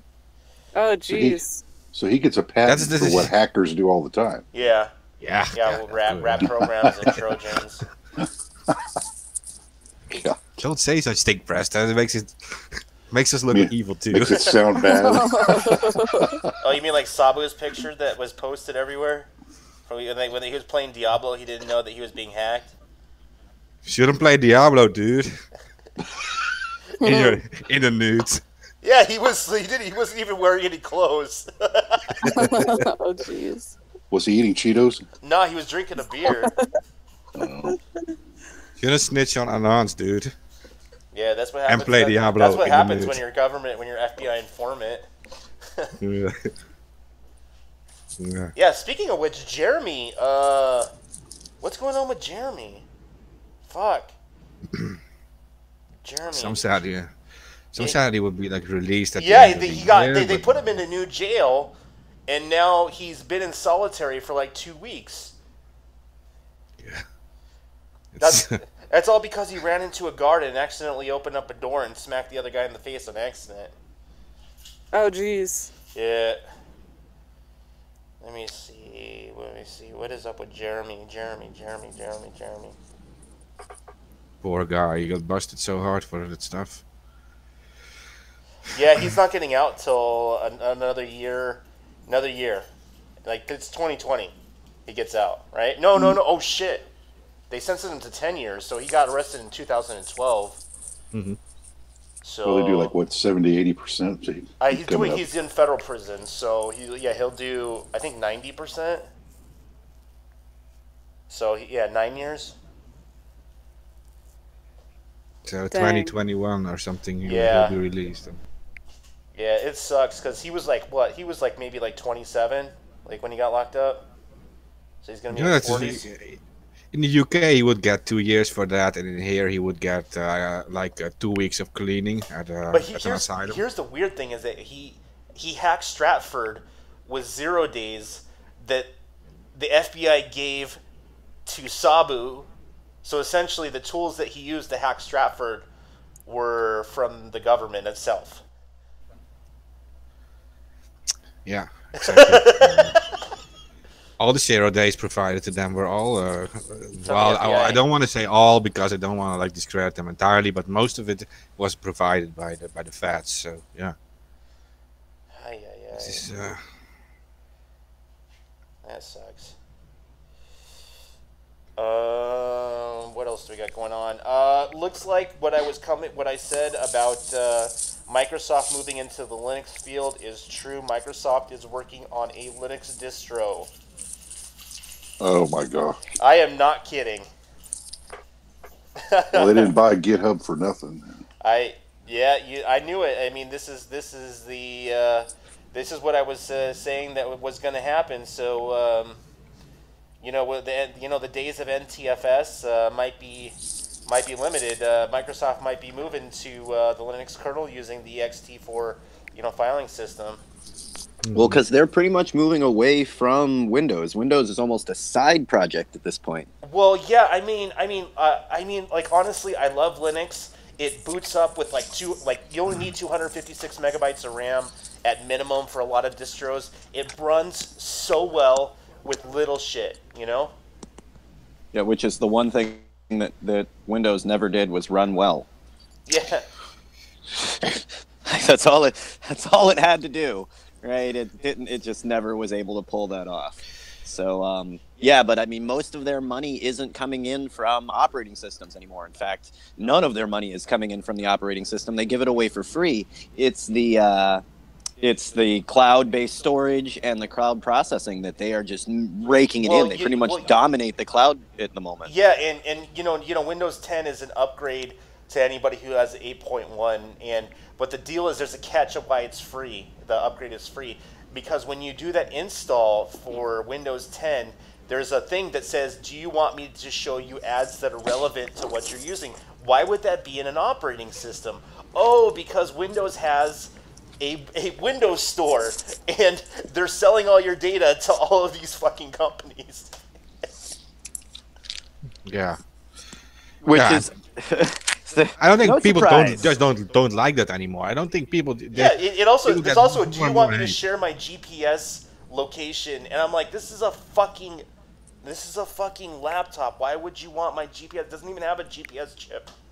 Yeah, but even then, you'd be surprised what they track you with. And even then, it's all like, would you like to be tracked? No. Okay, well then we just have to track. I mean, it's not like clicking no means they don't track you. It's just they're still going to track you. Yeah, we it's don't just need a personal preference. Second. You just won't know. It's just what you want. Well, just imagine what kind of Linux distro they're going to have. It's like, do you want ads on Microsoft Linux? No, I really don't. Oh, you're taking them anyway. You're getting ads. Don't worry. It's like because you will get them from another software. Yeah, it's we're not gonna sell. We're still selling your personal information. We're just not gonna put ads up for it. You're part of the algorithm. It's like you have the choice of being monitored and getting ads, or being monitored and not getting ads, but you still get monitored. Yeah, and even without the ads, you can already monitor so much about a person. I mean, Apple's not any better. Apple does the same shit, Oh yeah, and if you hide that if you don't want to be monitored and you make it so that you're not being monitored, then you're a terrorist. I mean, that's very suspicious. I mean, that's straight to Homeland Security. How come you don't like us watching you? Well, are you saying you're watching me? Well, I mean, no, we're just... What do you have to hide? How would you know that if you weren't watching me? That's why. You're trying to hide something. It's obvious. Yeah, and the sad part is, we're really not. I know how they monitor everybody's, messages. Oh shit! And then oh shit! Here we go. Here we go. More censorship. The Dark Overlord was censored on busy.org for a DMCA notice. how many, the Digital Millennium Copyright Act? What did it? Who was it copywritten? What, I don't understand. They posted nude photos of Frankie Essex from the. Remember, they were hacking medical installations, and they got a celebrity, and then they posted all of her shit. Was it that they Was it that the surgery went well or went badly? I don't know. Okay. All right. Yeah, I mean, I don't know. Ooh, nudity. I don't know. What are we doing? Oh, no. Are we? Yeah. No what nudes. Are we? Are we upset, or is this? Did she not? Was it not released through her press thing, or what was the deal? Let me see if I can get their news site. Hold on. I mean, come on. Let's feign a little concern for celebrities. No, I am. I feel bad. So, like, I don't understand. Is she making less money, more money? What happened? Probably less money. Well, I mean, okay, go on the talk shows and talk about it. That should help. Yeah, I'm trying to see if I can find the... Oh, I guess you're probably not going to go on and talk about how you were leaked in the Dark Overlord leak, no, the Dark Overlord. Yeah, they moved to partico.app/the Dark Overlord. That's where they're at. Let me see. Are they still up? It says never get censored. They are still up. So, right. I mean, we haven't got a lot of great information other than that they have it. I mean, I like what they've been doing and really fleecing the man, but God, I was really hoping for some good info, guys. Like, yeah. Well, they did. They basically there was evidence from the Dark Overlord papers that flight 92 was it 92? 93. 93. Flight 93 was shot down by a military jet based off of the litigation on some of the insurance papers that were delved out. It hints at it, Yeah. See, I mean, it's yeah. I mean, there is some posts there. Like, we've heard a lot of hype about it, and I didn't see anything that is you know what I mean? Like, it's a situation where everything about it is dirty. That everybody involved was lying. Like what it caused, who was involved. Like there was no weapons of mass destruction. There's all of the stuff that we already know was completely bogus. Like, what else do we need? At what point is the Bush administration just war criminals? Like, I don't understand what the problem is. Like, do you need an email from Cheney saying blow up the planes, and that makes your illegal war in Iraq and Afghanistan or when Cheney worse? Shot somebody drunk? Yeah, I mean, what? You shot a judge in the face. What else do you want? Like, that's a bad person, all right? If you you shot a judge drunk in Texas, shot a judge in the face. Well, I guess it might be okay in Texas because he was hunting at the time. But he was hunting drunk, and that's the kicker. Right? You can be drunk, and you can be Where's hunting. the game warden? Where's the game warden when you need him? Yeah, you can be drunk, and you can be hunting, but you can't be drunk and hunting. Those are the rules, right? You can drive while drinking, but you can't be drunk when you're driving. You got to be under the legal limit. That's just the way it works. It doesn't matter particularly if I accidentally shoot a judge in the face drunk, right? Even if I come out and say I was hunting, right? I have a sniffing suspicion. First of all, they're not going to believe me. What were you hunting, judges? Was he a Democrat? Yeah. Oh, jeez. What? Now listen to what you said. Was it a Democrat out hunting? No, it was not. No, I know he's not a Democrat. We hunting Democrats. But if he shot a Democrat judge in the face, that would be different than a Republican judge. If he shot a Republican judge in the face, it just shows he don't give a shit about anybody. You can tell it was a Republican judge. He was shot standing up and not crawling on his belly. Oh, jeez. Damn. Dang. Whoa. Sorry. Too much? Fuck you, Chuck Schumer.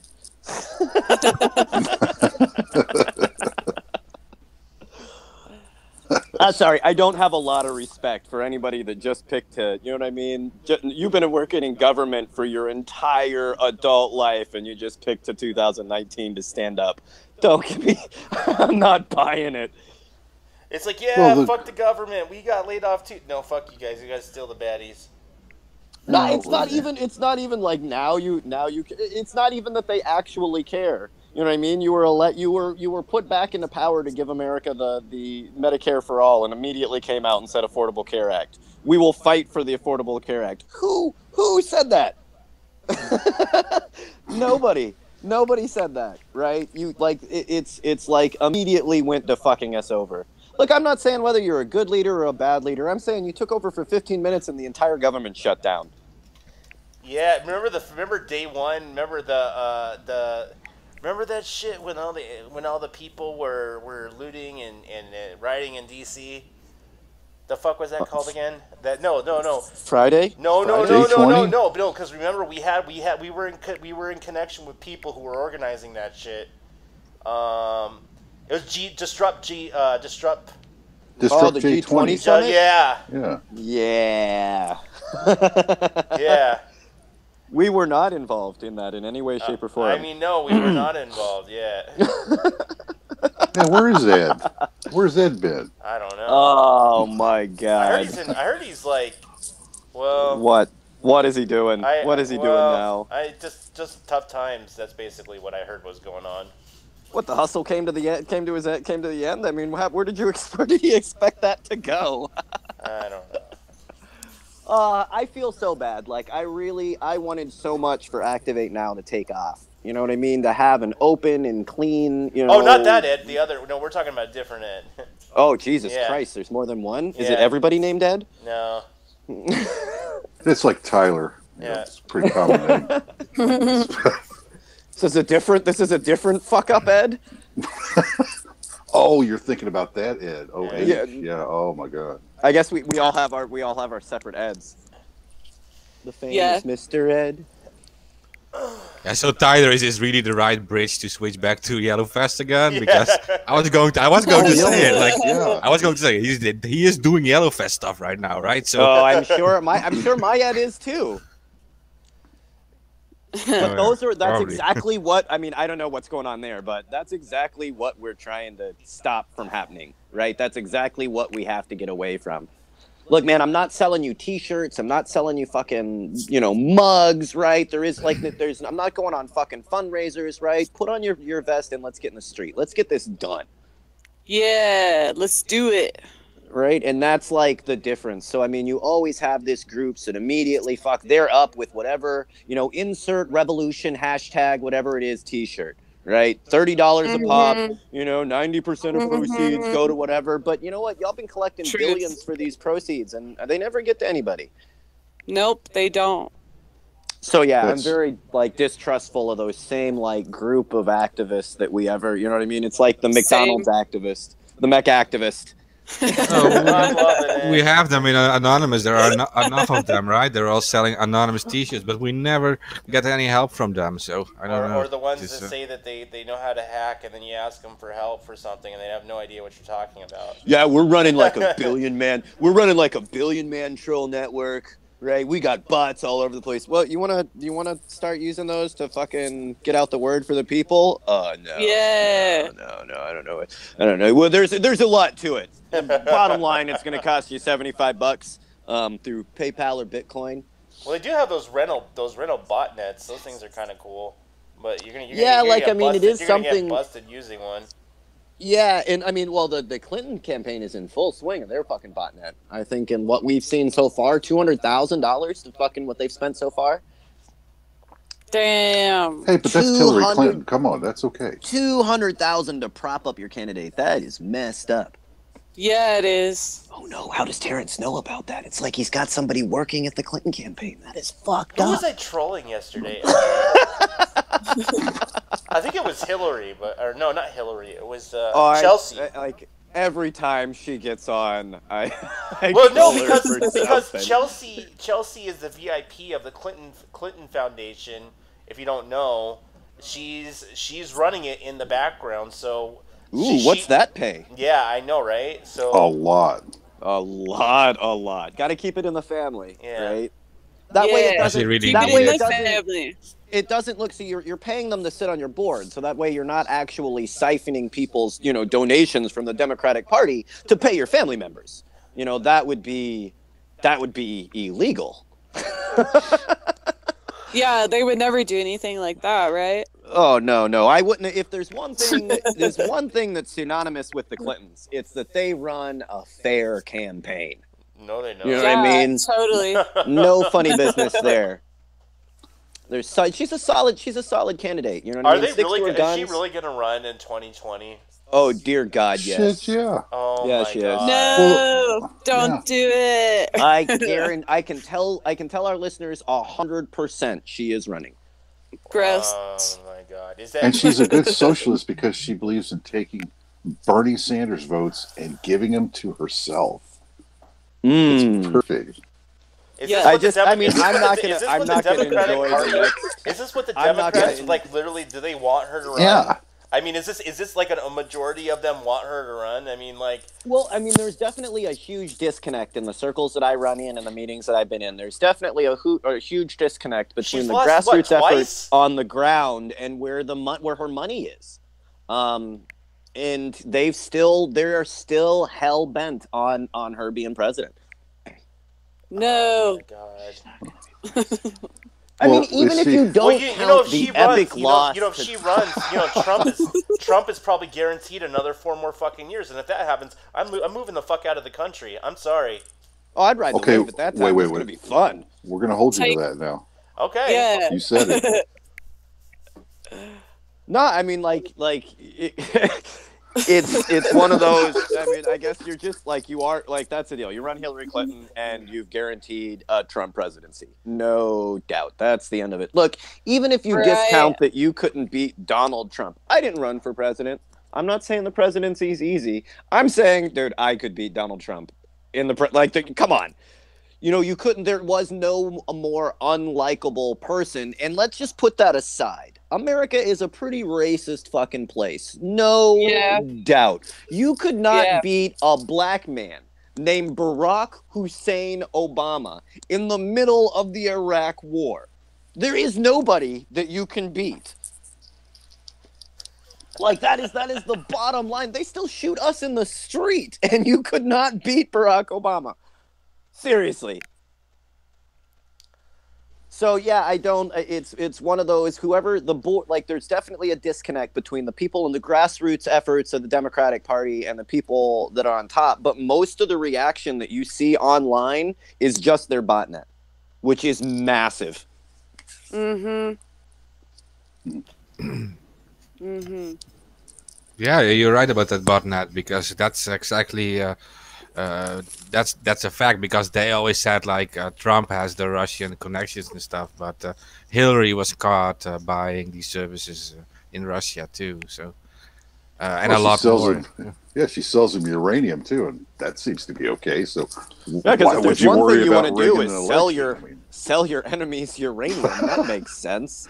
Yeah, why not?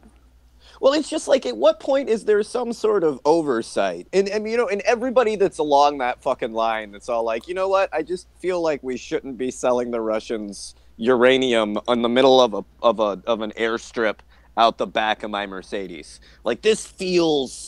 This feels like illegal, sleazy. Not just illegal, but this is Bond villain level. Where's Dr. Evil? Am I being I'm selling uranium out the back of a Mercedes on an airstrip?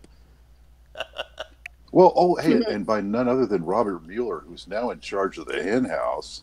Yeah, that's a good idea. Fun. I loved hearing all of them do their standard MLK rounds of the posts. You guys had him executed. Are you serious?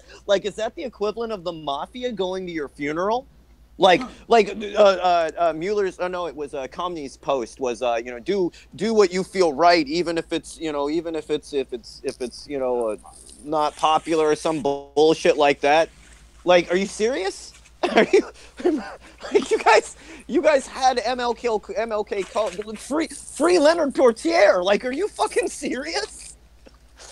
Like it was so surreal to hear all of the FBI, all of the CIA agents post MLK fucking like posts, quotes.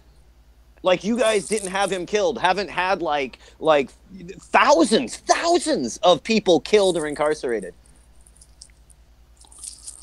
Yeah, it is. The U.S. government is mostly behind this stuff themselves.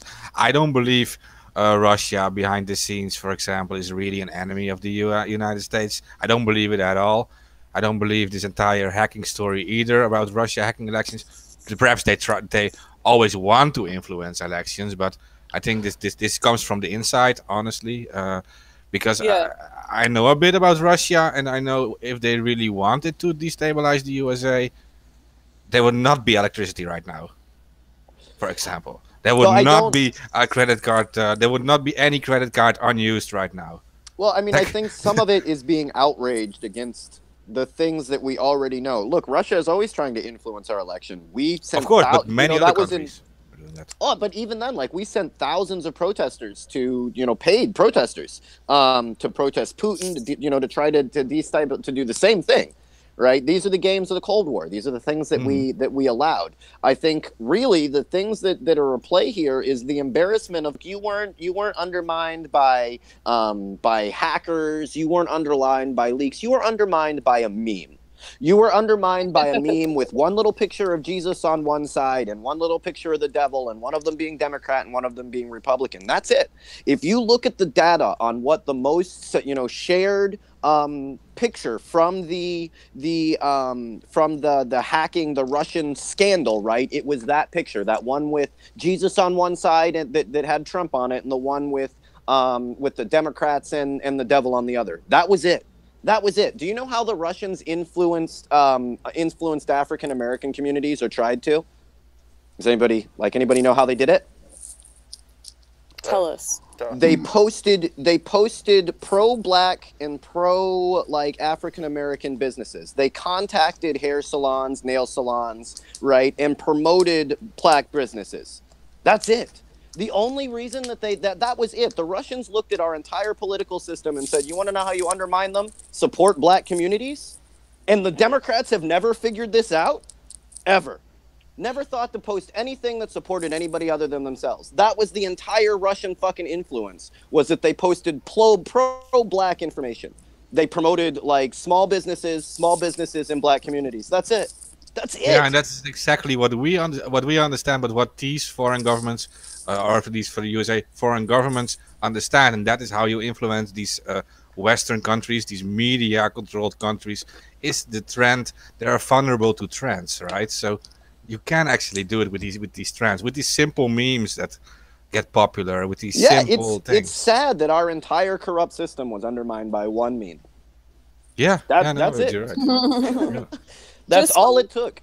And it's one of those things, like all of our candidates, everybody was ran, Trump and Clinton. They weren't done in by lies. They were done in by the truth. That is monumental. That normally doesn't happen. When you start like a mudslinging contest, you spit lies, right? You spin the truth, all of that, right? What undid our candidates was the truth. Clinton is corrupt as fuck, works for the banking industry, says it, right? It's not even hidden. Her voting record is not hidden. She was done in with the truth. Trump is definitely a self-centered, self-righteous piece of shit, right? That's not a lie. That's who he is, right? And that's what is undoing our corrupt system, is just calling on them out for their corruption. You should run less corrupt officials. That's the way to undo it. If you don't want the Russians to call out your corruption, run, officials that aren't corrupt. Easy. Yeah, and but we actually do the same stuff, right? We make memes about the North Korean leader Kim Jong-un and stuff too. I mean, we know how this is powerful for us too. It gets shared a lot, and people love that kind of stuff. The simple, small memes, and yeah, they know very well how to use this, and this is just what they do. And if they really wanted to attack a country, it would be very different. I mean, if they would really do cyber warfare, I mean, Russia is very capable of this, and China too. They could do much worse to a completely digitalized economy like the USA if they wanted.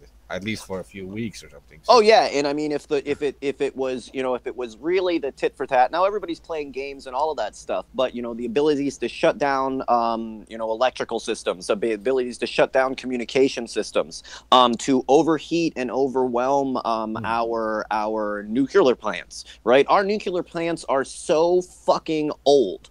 Right? I mean, there's machines in there that are running XP. Take that into consideration. If you're in the hacking community, just take that into consideration. Right now, in the middle of one of our nuclear power plants is running a standard version of XP, like unpatched, right? No, I mean, no real security updates. That's what we're really dealing with. And I mean, that's the same way. We've only done it, one or two other times. Where we've used like actual cyber warfare to attack an enemy. Iran, I think, was the big one. And I think we did it in Eastern Europe as well. But yeah, but definitely, you're also talking about countries with like high military budget, with a lot of agents in other countries, and besides digital attacks, you can also physically destroy electricity cables to cooling reactors and stuff. You can create a lot of harm if you want it. So. Oh yeah, attacks on infrastructure, but I mean those things are so. I mean, literal attacks on infrastructure are a lot more difficult. Soft targets are much more likely to those kind of, just because like maybe you'd get away with it once, possibly. To walk into I'm sure there's sleeper agents and all of that. Like we can't ignore the actual world we live in. Spies and fucking come on, that's all definitely a reality. But as far as like they would point the Taliban to walk into a nuclear site and blow it up. Nah. No, it's not the Taliban. No, those are not the countries with budgets like China or something has. I mean, there are Chinese employees working at the big companies in the USA. It doesn't take a lot because of how uninformed a lot of people are about computers, people in power, about how, about the security of their systems. You could easily say that it doesn't take a particularly large budget to down the system that we have. A country like China, you're looking at less than a couple $1 million. Even when you look at the hacks and the botnets that they're playing, $200,000 is enough to control the American, the American narrative. To buy a couple million person botnet, enough to put out all the memes. I mean, everything that you need to share information is less than $200,000. When they walked into Facebook to buy all of our information, right? They walked in with less than $250,000. To know everything that you needed to know about the voting population of the Americans only cost you $200,000. What they shared, what they liked, what they didn't like, what they commented on. That's nothing. Yeah, when you steal the kind of money they do, that's nothing. Yeah, if you have the people with the right skill set, it's not so expensive. That's what I'm saying. That when they want to influence elections, they probably use like the trend vulnerability, like with memes and stuff. And if they really want to do like real harm to a country, it would be very different. And that's why I don't believe the entire story they use. They were just stupid to push away Bernie, I think. I think that was the big part, is it kind of exposed a completely corrupt system and how that system, the media, is used to control it, to ignore what they want to ignore, to show what they want to show. I think that all really led to Trump being elected. Like we caught, there was nobody to blame but themselves, even though they blame everyone else. Yeah, I mean, I'm not from the USA, but like I'm not. Oh no, it's as fucked up as it looks. Don't worry. I'm not very interested normally in U.S. politics, but when I saw Bernie Sanders speak, like saying like we are 99%, like I was like being reminded about the whole Occupy thing. I was very deeply involved with. That was the point. Right? Yeah. We are the 99%. What does that mean? Oh, you need to just follow the 1%, right? Hillary Clinton is the 1%. Am I mistaken? Like he gave all those speeches against the oligarchy and then stood behind like the biggest oligarch, like the poster child for the oligarch.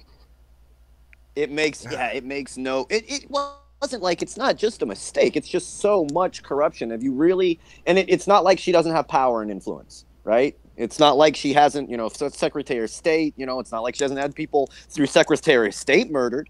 It's not like she doesn't have connections, speeches. It's not like she hasn't. Look, Henry Kissinger doesn't hold an office, right? He's got plenty of power and influence, and she sits in that same realm, right? But you just got to have it, right? You can't. Enough power is never enough, no matter what the American people want. Messed up. Yeah.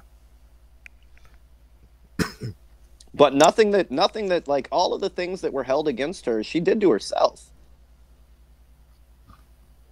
Yeah, she was, but she was like like such a good example of like how controlled politics work. Like, to me, it is so weird that situation that when you have like first you have like one Bush guy and then his son being a president and then it's Clinton and then his wife running for president. It is, to me, it is like it's just like Twilight Zone stuff. It is. I'm blaming the CERN, man. I'm blaming the Hadron Collider. They turned that fucker on. We went into some weird alternate reality where where Trump became president. Yeah, I was like, what was America thinking that day? Fuck Clinton? No, I don't think there was a lot of thinking going on. Oh, no, there was. Like, dear God, I don't want Trump, but Jesus, I cannot vote for Hillary Clinton. Like, it was the worst dilemma that you've ever had. Come on, man, you got to eat one. Cat shit or dog shit? Make a decision. Cat shit or dog shit?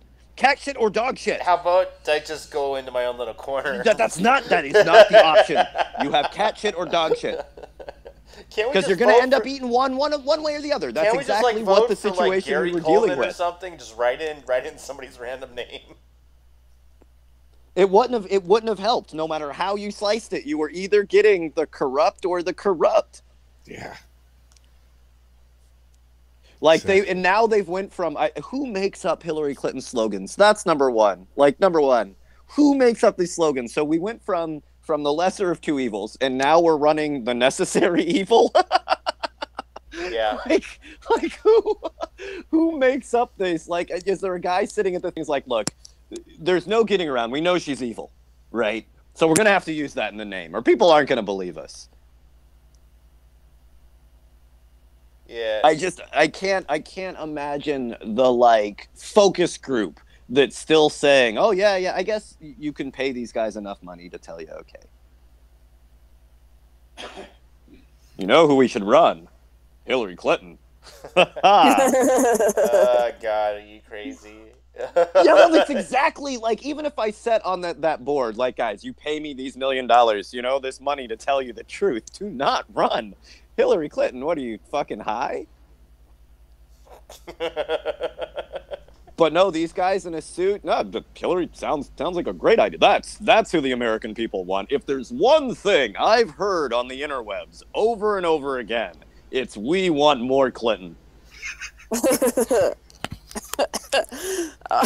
Oh no. I almost killed her. Yeah, you guys are killing me over here. It sounds as crazy as it is, but that has to be going on in a meeting. There's no other way to explain this, right? How do you come to that conclusion? Man down. You rolled.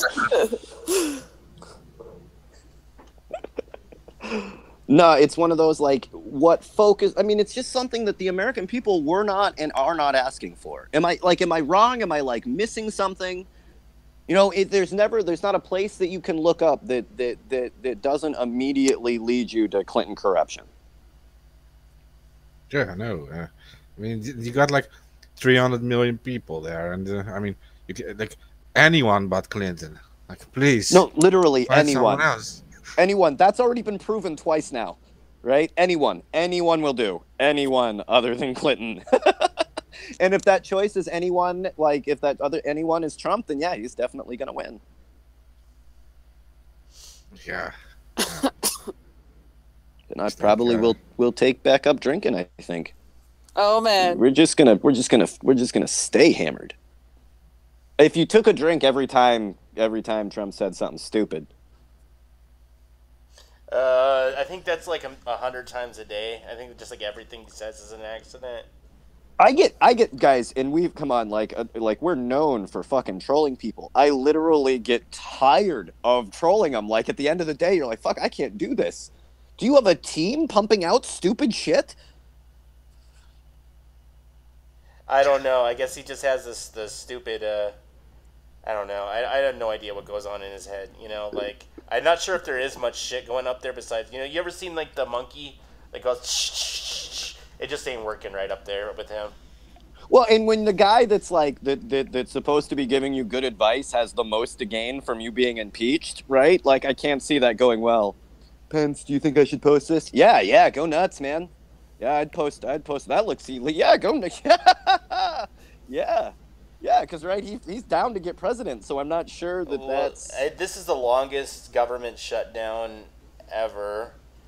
We're actually in a shittier position than we were when he started. So.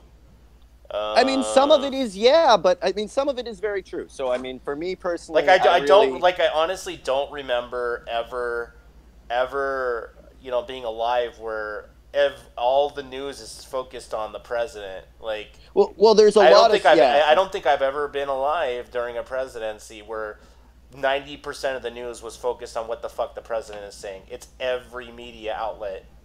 Oh, because he's good for ratings, and that's it. Doesn't matter what he says, pro or con. The people that love him will share it because they love him, and the people that hate him will share it because they hate him. And that's the truth. He's not lying when he says he's good for business. If you're in the media right now, right, he's good for business. You can find any asshole to come out and talk smack about Trump, and you'll get views, you'll get shares. They'll be on your your CNN. True or not? Right. So I mean that. I can't remember a time that was true, but about the shutdown specifically, when it comes to the Coast Guard, right? Then that needs to be fixed, right? God, our Coast Guard. He tweeted. Please no. Yes. Our Coast Guard needs to be funded. A third-rate con man who interviewed me many years ago for just a short period of time has been playing the biggest con of all fake news. CNN. Michael D'Antonio, a broken-down hack who knows nothing about me, goes on night after night telling made-up stories. Disgraceful. I have no idea what that means. Don't you have a country to run? Yeah. He's like, they're making fun of me. They're making fun of me on the interwebs. He said something mean on CNN. I was watching CNN, horrible network, fake news. Then why the fuck are you watching it? Don't you have access to the most powerful information systems of the world? If you want to know what's going on, ask the CIA. Stop watching fucking CNN. Well, he's got that executive service that detail that could damn near do anything. I mean, yeah, it's just okay. So if I didn't get the update from CNN, I got it from somebody you. Somebody posted a picture of Shia LaBeouf saying, "Are you on drugs?" That's my reaction every time somebody mentions Hillary Clinton. Are they paying you? Please God, tell me they're paying you. You know what I mean? I'm not look. If you tell me, look, I got a family to feed, right? Okay, I can respect that, right? But don't come out here and tell me you believe this horse shit. That I can't accept. Democrats have to face the same thing Republicans do. I mean, you got that 15-20% of the base that will just literally believe any bullshit the party puts out. I mean, any bullshit. Oh, guaranteed. And I think they don't hold back, and they're they will come out and just lie straight to you. They give Sarah Huckabee Sanders shit for coming out and lying, right? But that's what they all do. Remember when they came out? And told us they don't have a secret spying program? Turns out they did. With all the FOIA requests, yeah. Yeah. Well, that was that one guy for Obama. He was supposed to deny the drone program when they'd already admitted that there was a drone program. It's what do you really want from me? What the fuck? I love when Obama tried to. If you watch, there's videos of him completely denying it. I don't know what you're talking about. We use drones for what does he say for surveillance? For surveillance. It's for the people, right? Just looking around, seeing where the baddies are. These are precision strikes.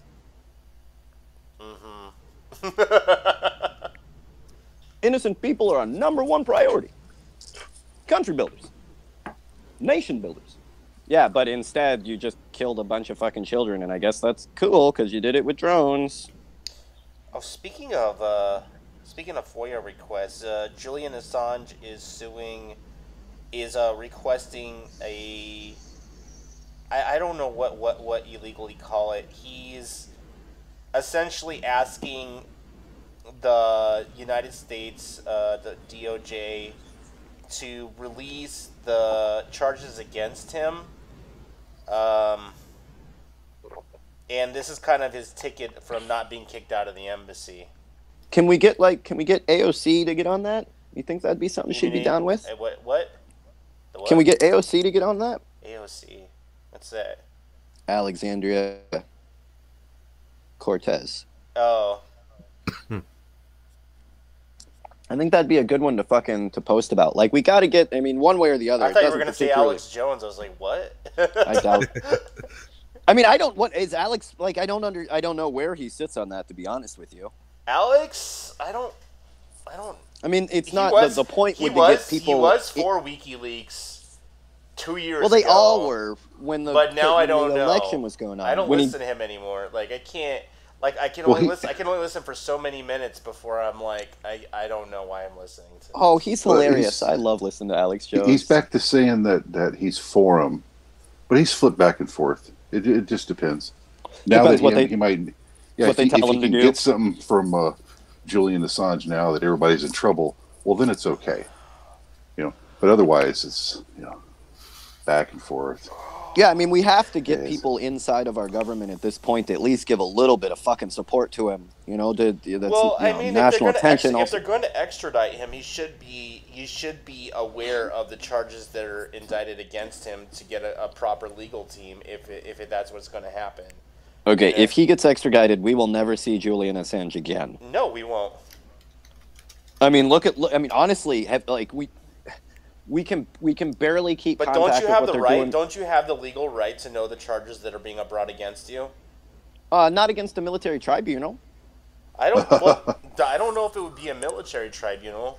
I'm not sure. What are the rules on that? Ask the guys at Guantanamo. He wouldn't be under military law. He would be under U.S. legal law. Department of Homeland Security, it's one of those things. Are you gonna get, if he gets sent to Guantanamo? Are you gonna go get him? Yeah, we're gonna get a team together, Terrence. Yeah, I'll go to Cuba. Fuck yeah. We got any contacts there? Is Anonymous over there? I'm sure they are. We're everywhere. We're everywhere. Yeah, internet works kind of weird in Cuba. Like, in order to use the internet, you need to have a government Wi-Fi card. And it's not as easy as you think to get internet in Cuba. I remember in the Middle East though, they had all of these rules and all of this shit that you could and couldn't do, and like the TV shows that you couldn't watch, and government sponsored all that. And when you would look down the street, there were nothing but fucking satellites, right? All the way up and down the street, because they did it anyway. Everybody had their. If you went to their house, they'd tell you, "Oh no, we can only watch the 3 government channels." They were watching Housewives and fucking all the stuff that we were. So yeah, I don't know. We're gonna eventually get to the point where you're as dangerous as the cell phone is, right? Like where you can get Wi-Fi. They won't be able to block it from the Indian satellite. Like, how are they planning on stopping people from using the free internet when India puts it up?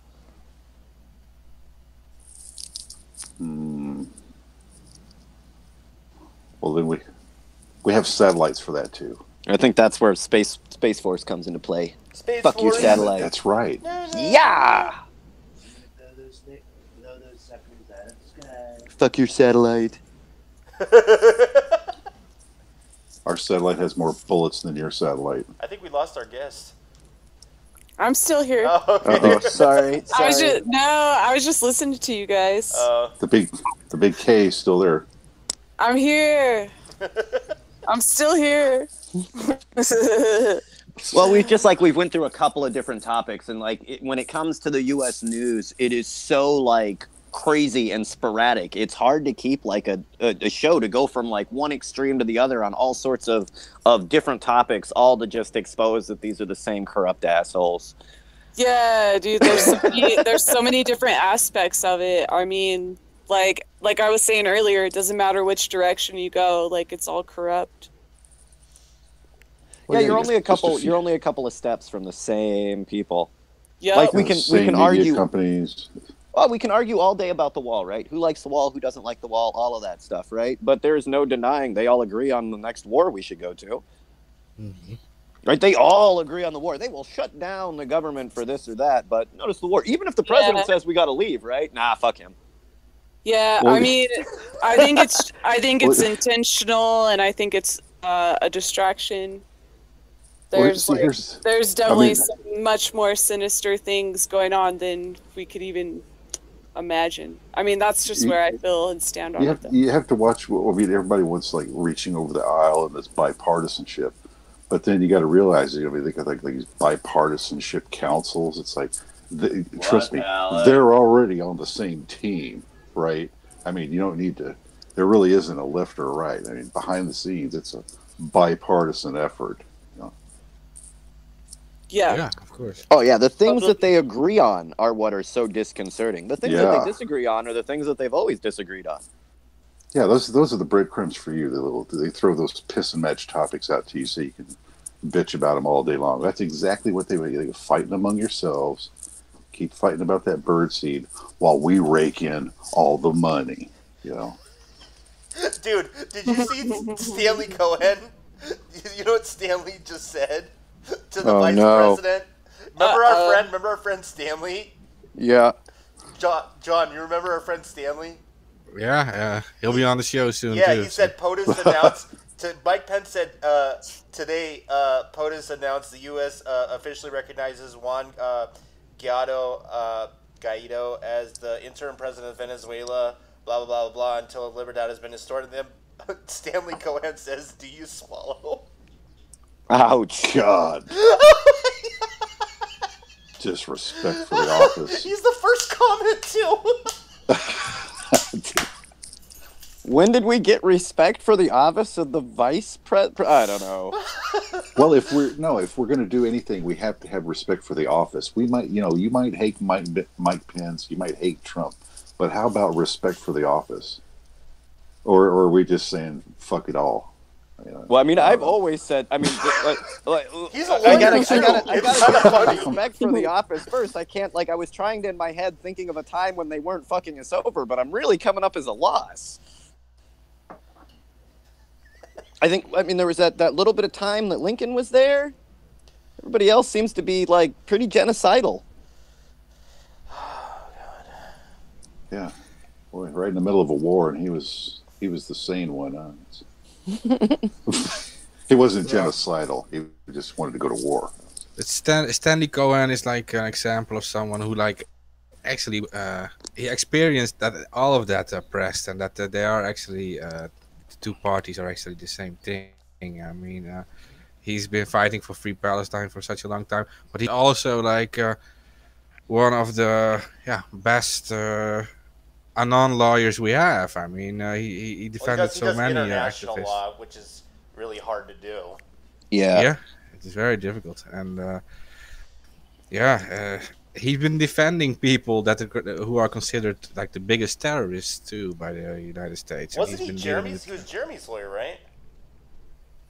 I think he's been a couple of I think he's been a couple of our guys' lawyers. Really, to be honest, I think looking through the thing, I thought there was 2 or 3 people that he's represented so far that were just kind of in our circle. Remember, he defended the chick from the Operation Payback. Remember that chick? There was 15 of them that got popped. Remember? Mm-hmm. Yeah, he defended them. He defended them, and that's kind of how he rolled into Anon and stuff.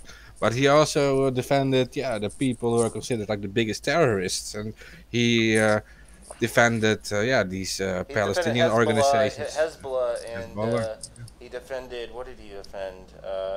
It was the PLO. Yeah, if I remember correctly, I thought it was just Hezbollah members, but I could be wrong. He's pretty much he will defend anyone, right? So I think that's what lawyers do.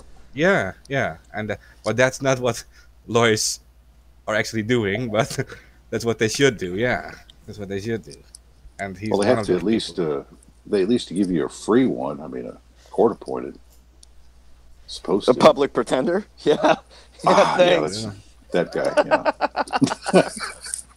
Well, But yeah, he went to prison because of his fight too. I mean, they say it's because of they other, disbarred him, and he got his he managed to get it all back. Yeah. Mm.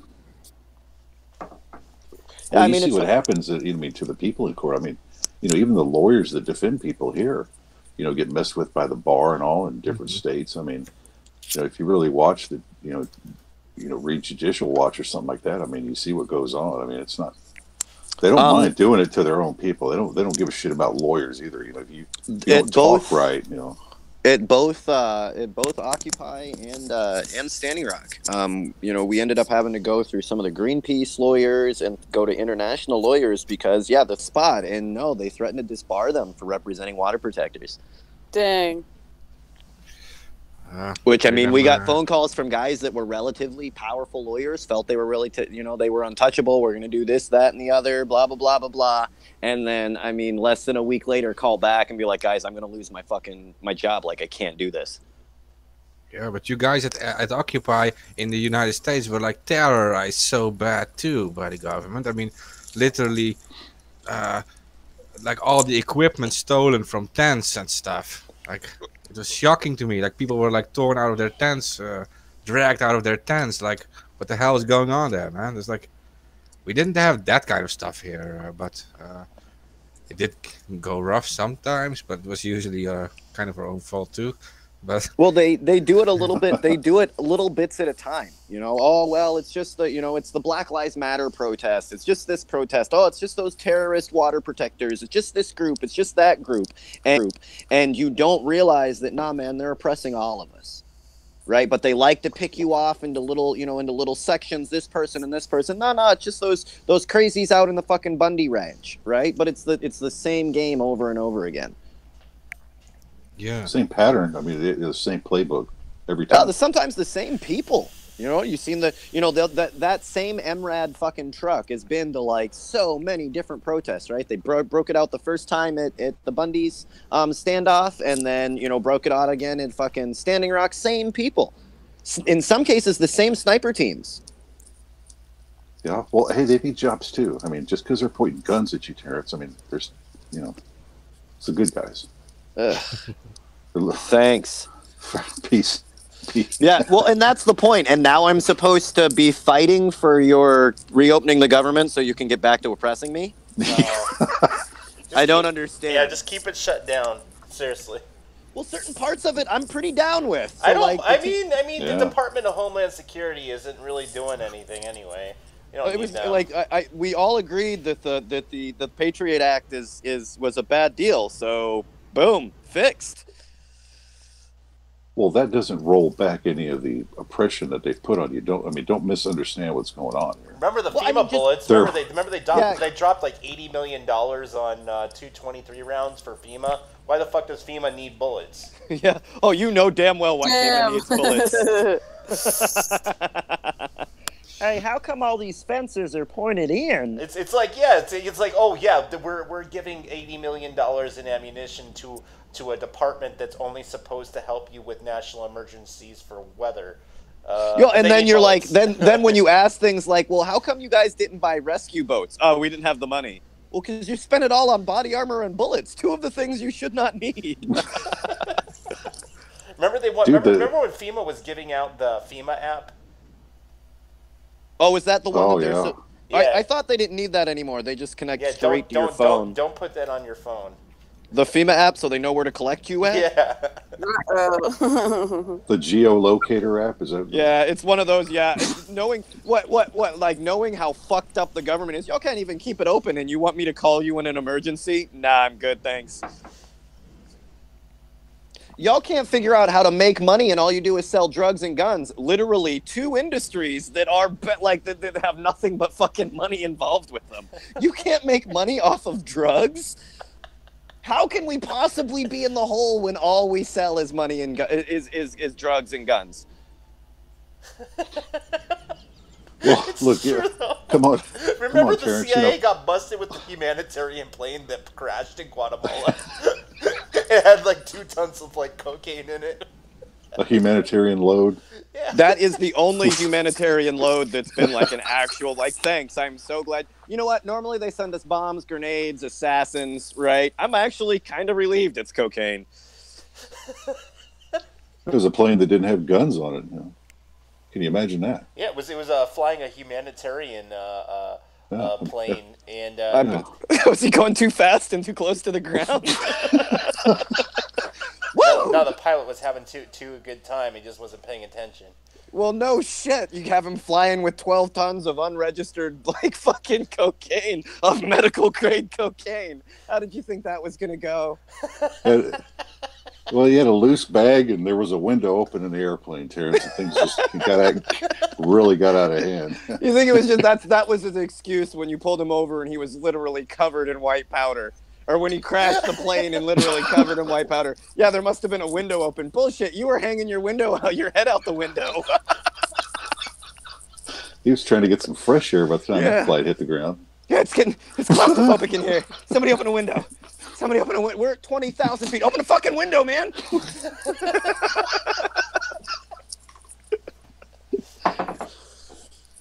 Wow. And even then, like, it's insane the amount of literally all we do is sell drugs and guns. And we're broke.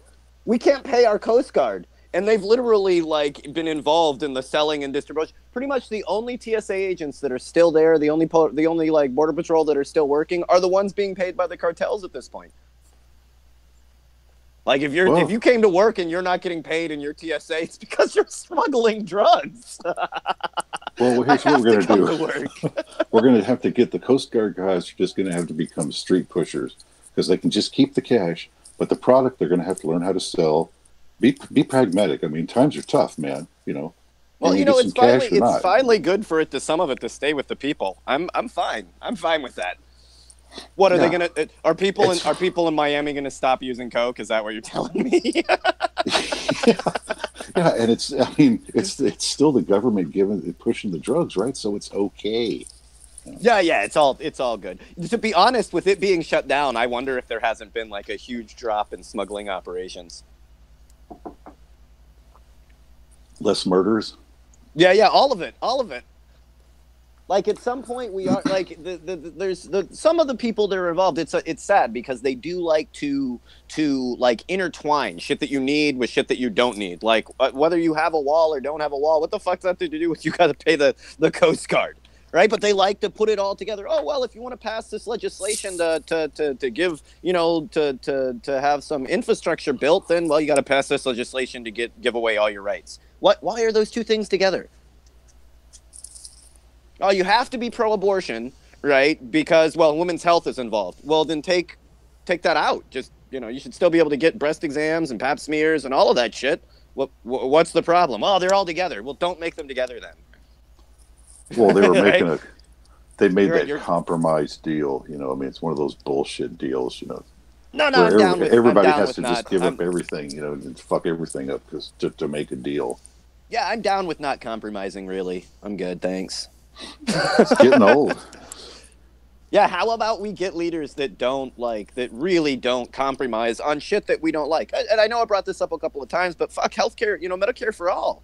Like healthcare. Can we get a politician that will not compromise? Yeah, that's kind of like essential to the backbone of, I mean, if you don't have healthy citizens and they can't help themselves out medically, how can you have a powerful workforce? Well, I think they would like your workforce to die off so they can convince the next one to do the same job. Yeah. If they can get a generation between, they'll have you working on the bottom of the mines in no time. Your granddaddy died in the bottom of the mines. Don't you want to die there too? And they'll have you fucking, like, fighting for it. Yeah. So I can't wait to get down in the bottom of those mines. Are you fucking kidding me? They haven't even, like, not even all the people that had died from the black line you gave us last time. They want to reopen those mines in Virginia. Yeah, of course, because that went so well for the people. If there's one thing coal mining communities will tell you, coal mining was great. Yeah. Well, I'd say you have to get those trendy labels like, you know, we'll call it clean coal. See, then it's okay. And with a big green banner. Well, they do need coal. Coal is necessary for steel production, but other than that, we don't need it as. You don't really need it for other practical applications other than. So you're talking about like you got to put carbon inside to make steel, and we use coal to do that. But I'm pretty sure you can use all sorts of carbon systems for it. That's true. I mean, and there does come to the, it does, oh well, we have to dig coal out of the ground and murder ourselves for steel production. Well, then you're gonna have to find a less like barbarian way to smelt metal. Like there comes a point where you're gonna have to probably upgrade that technology then. When it's a non-starter, right? I'm never going to end my life digging for your profit in the center of the earth. Next industry. Yeah. So I'm not 100% that it's like coal is a necessity for high-grade steel production.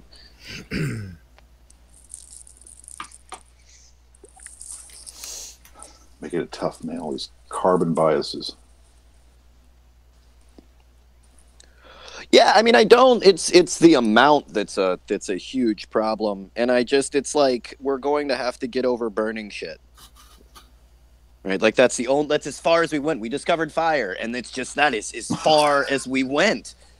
Well, have you tried burning it? Yeah. No. Here we go. Breaking news: India launched the lightest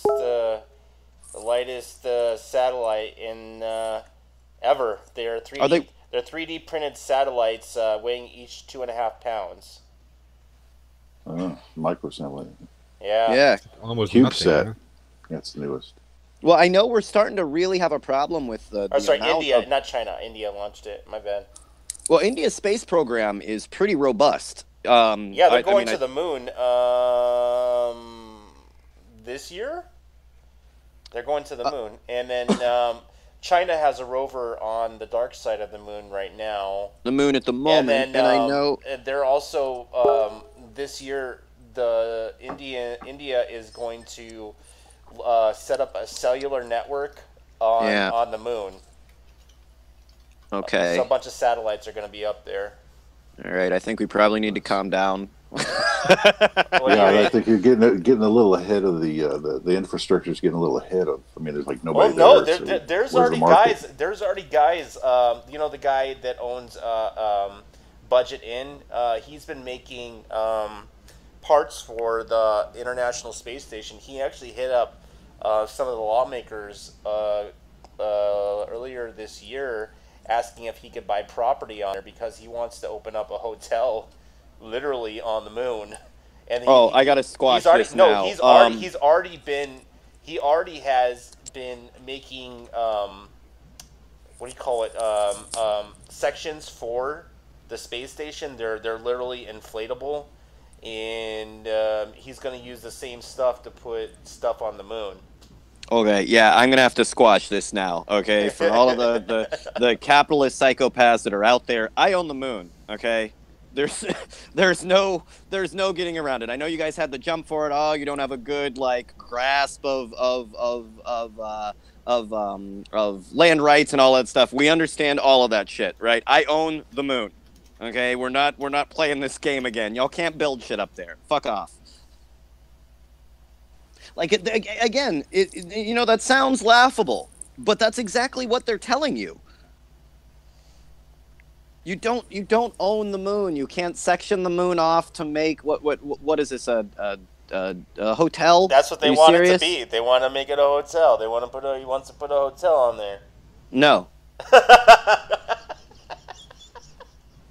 Yeah, sorry, man. No, we're not doing that.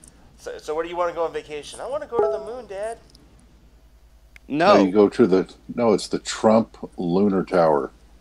Come on. It's going to be the best lunar tower. Make the moon great again. Make the moon great again. Yeah, there's no fake news up there. Well, wouldn't it be weird to you go to, you just see the moon, and then all of a sudden there's lights that you can see from Earth.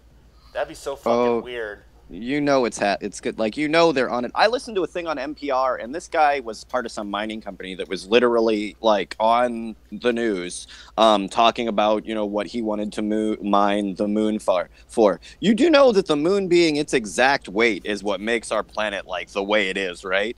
And I'm sure there's a scientist that's gonna tell you that it's fine, right? Lunar decay is not real.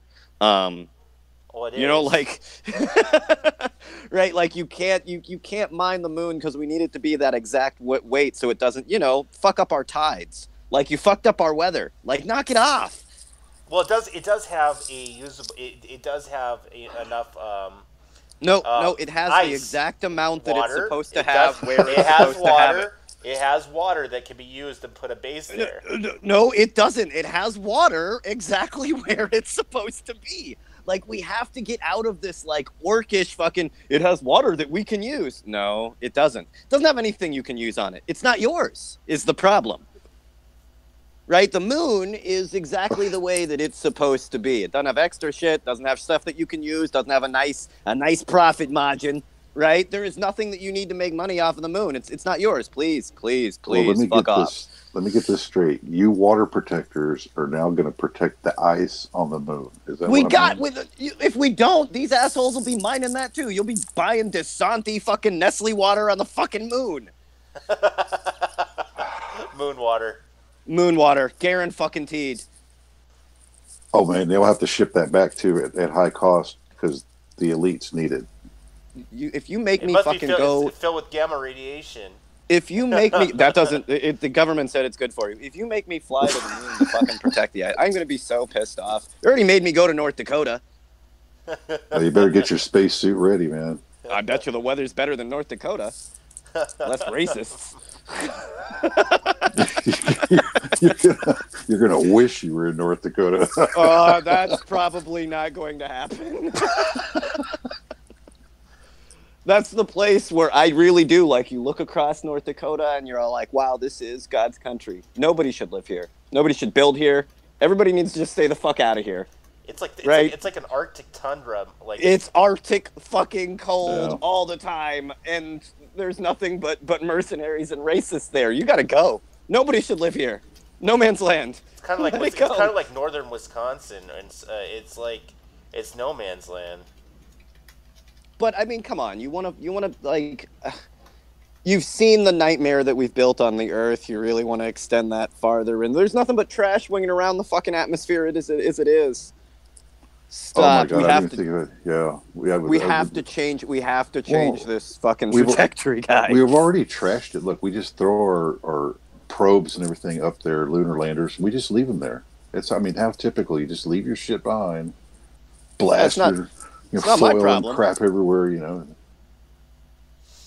Only a matter of time before we're polluting the moon, or just the dark side. That's where we'll start. You know, wouldn't you like a nice trash dump on the dark side of the moon? You just can't see it. You know, if you don't see it, it doesn't exist. That's how it'll start, and then it weighs a couple extra 100 trillion tons more, then all of a sudden we got fucking tides all messed up. So man-made lunar orbital decay is going to be another issue, I see. Well, I mean, it will be an issue, but they're going to deny the fuck out of it in the beginning. They'll be like, well, if we only take a quarter of the moon, it'll be okay. That's the tipping point. Whoops. Yeah, it turns out, it was much less than that. We fucked the whole system up. Good news is, I got a yacht.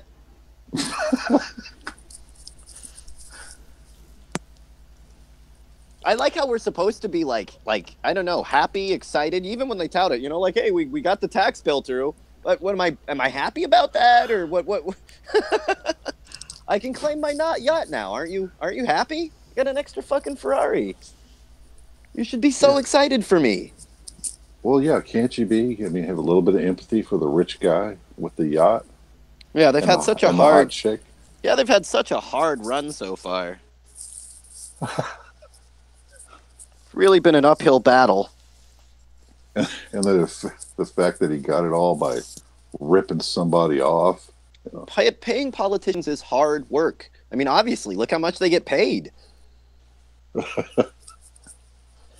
You know, you always got to make it a little bit tastier. You know, one line isn't enough. 2 yachts isn't enough. Shit, when you're Betsy DeVos, what, 8 yachts isn't enough? You need 8 yachts and a government position.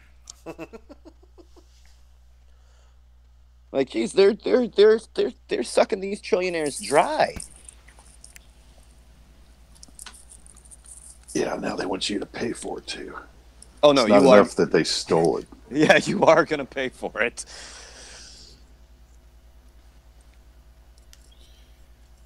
We got 5 minutes or 4.5.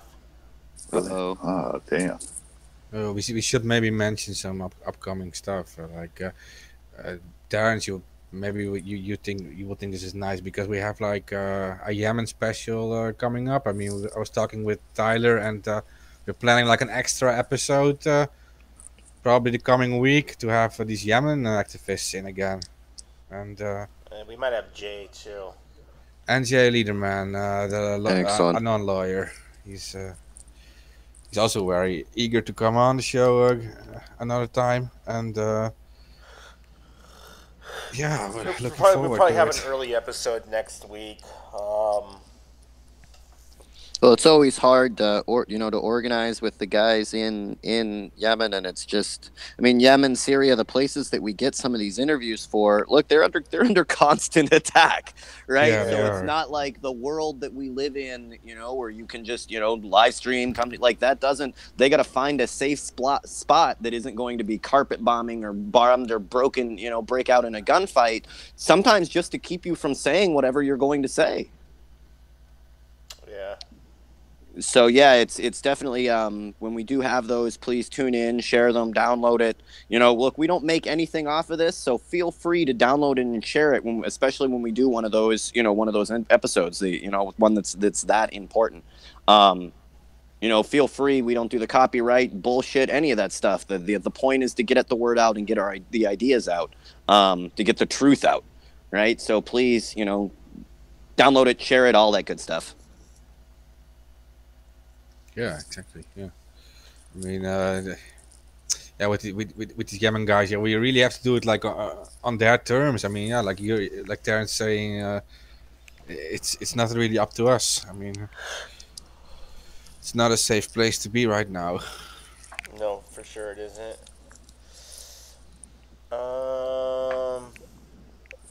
So just a heads up, we will be probably doing a show early next week, and we will also be back at the usual time, Thursday at 7 o'clock Pacific time. Should I just roll out with the credits? Yeah. Okay. Dun dun dun dun. Yeah. There we go. I hereby declare this to be an unlawful assembly.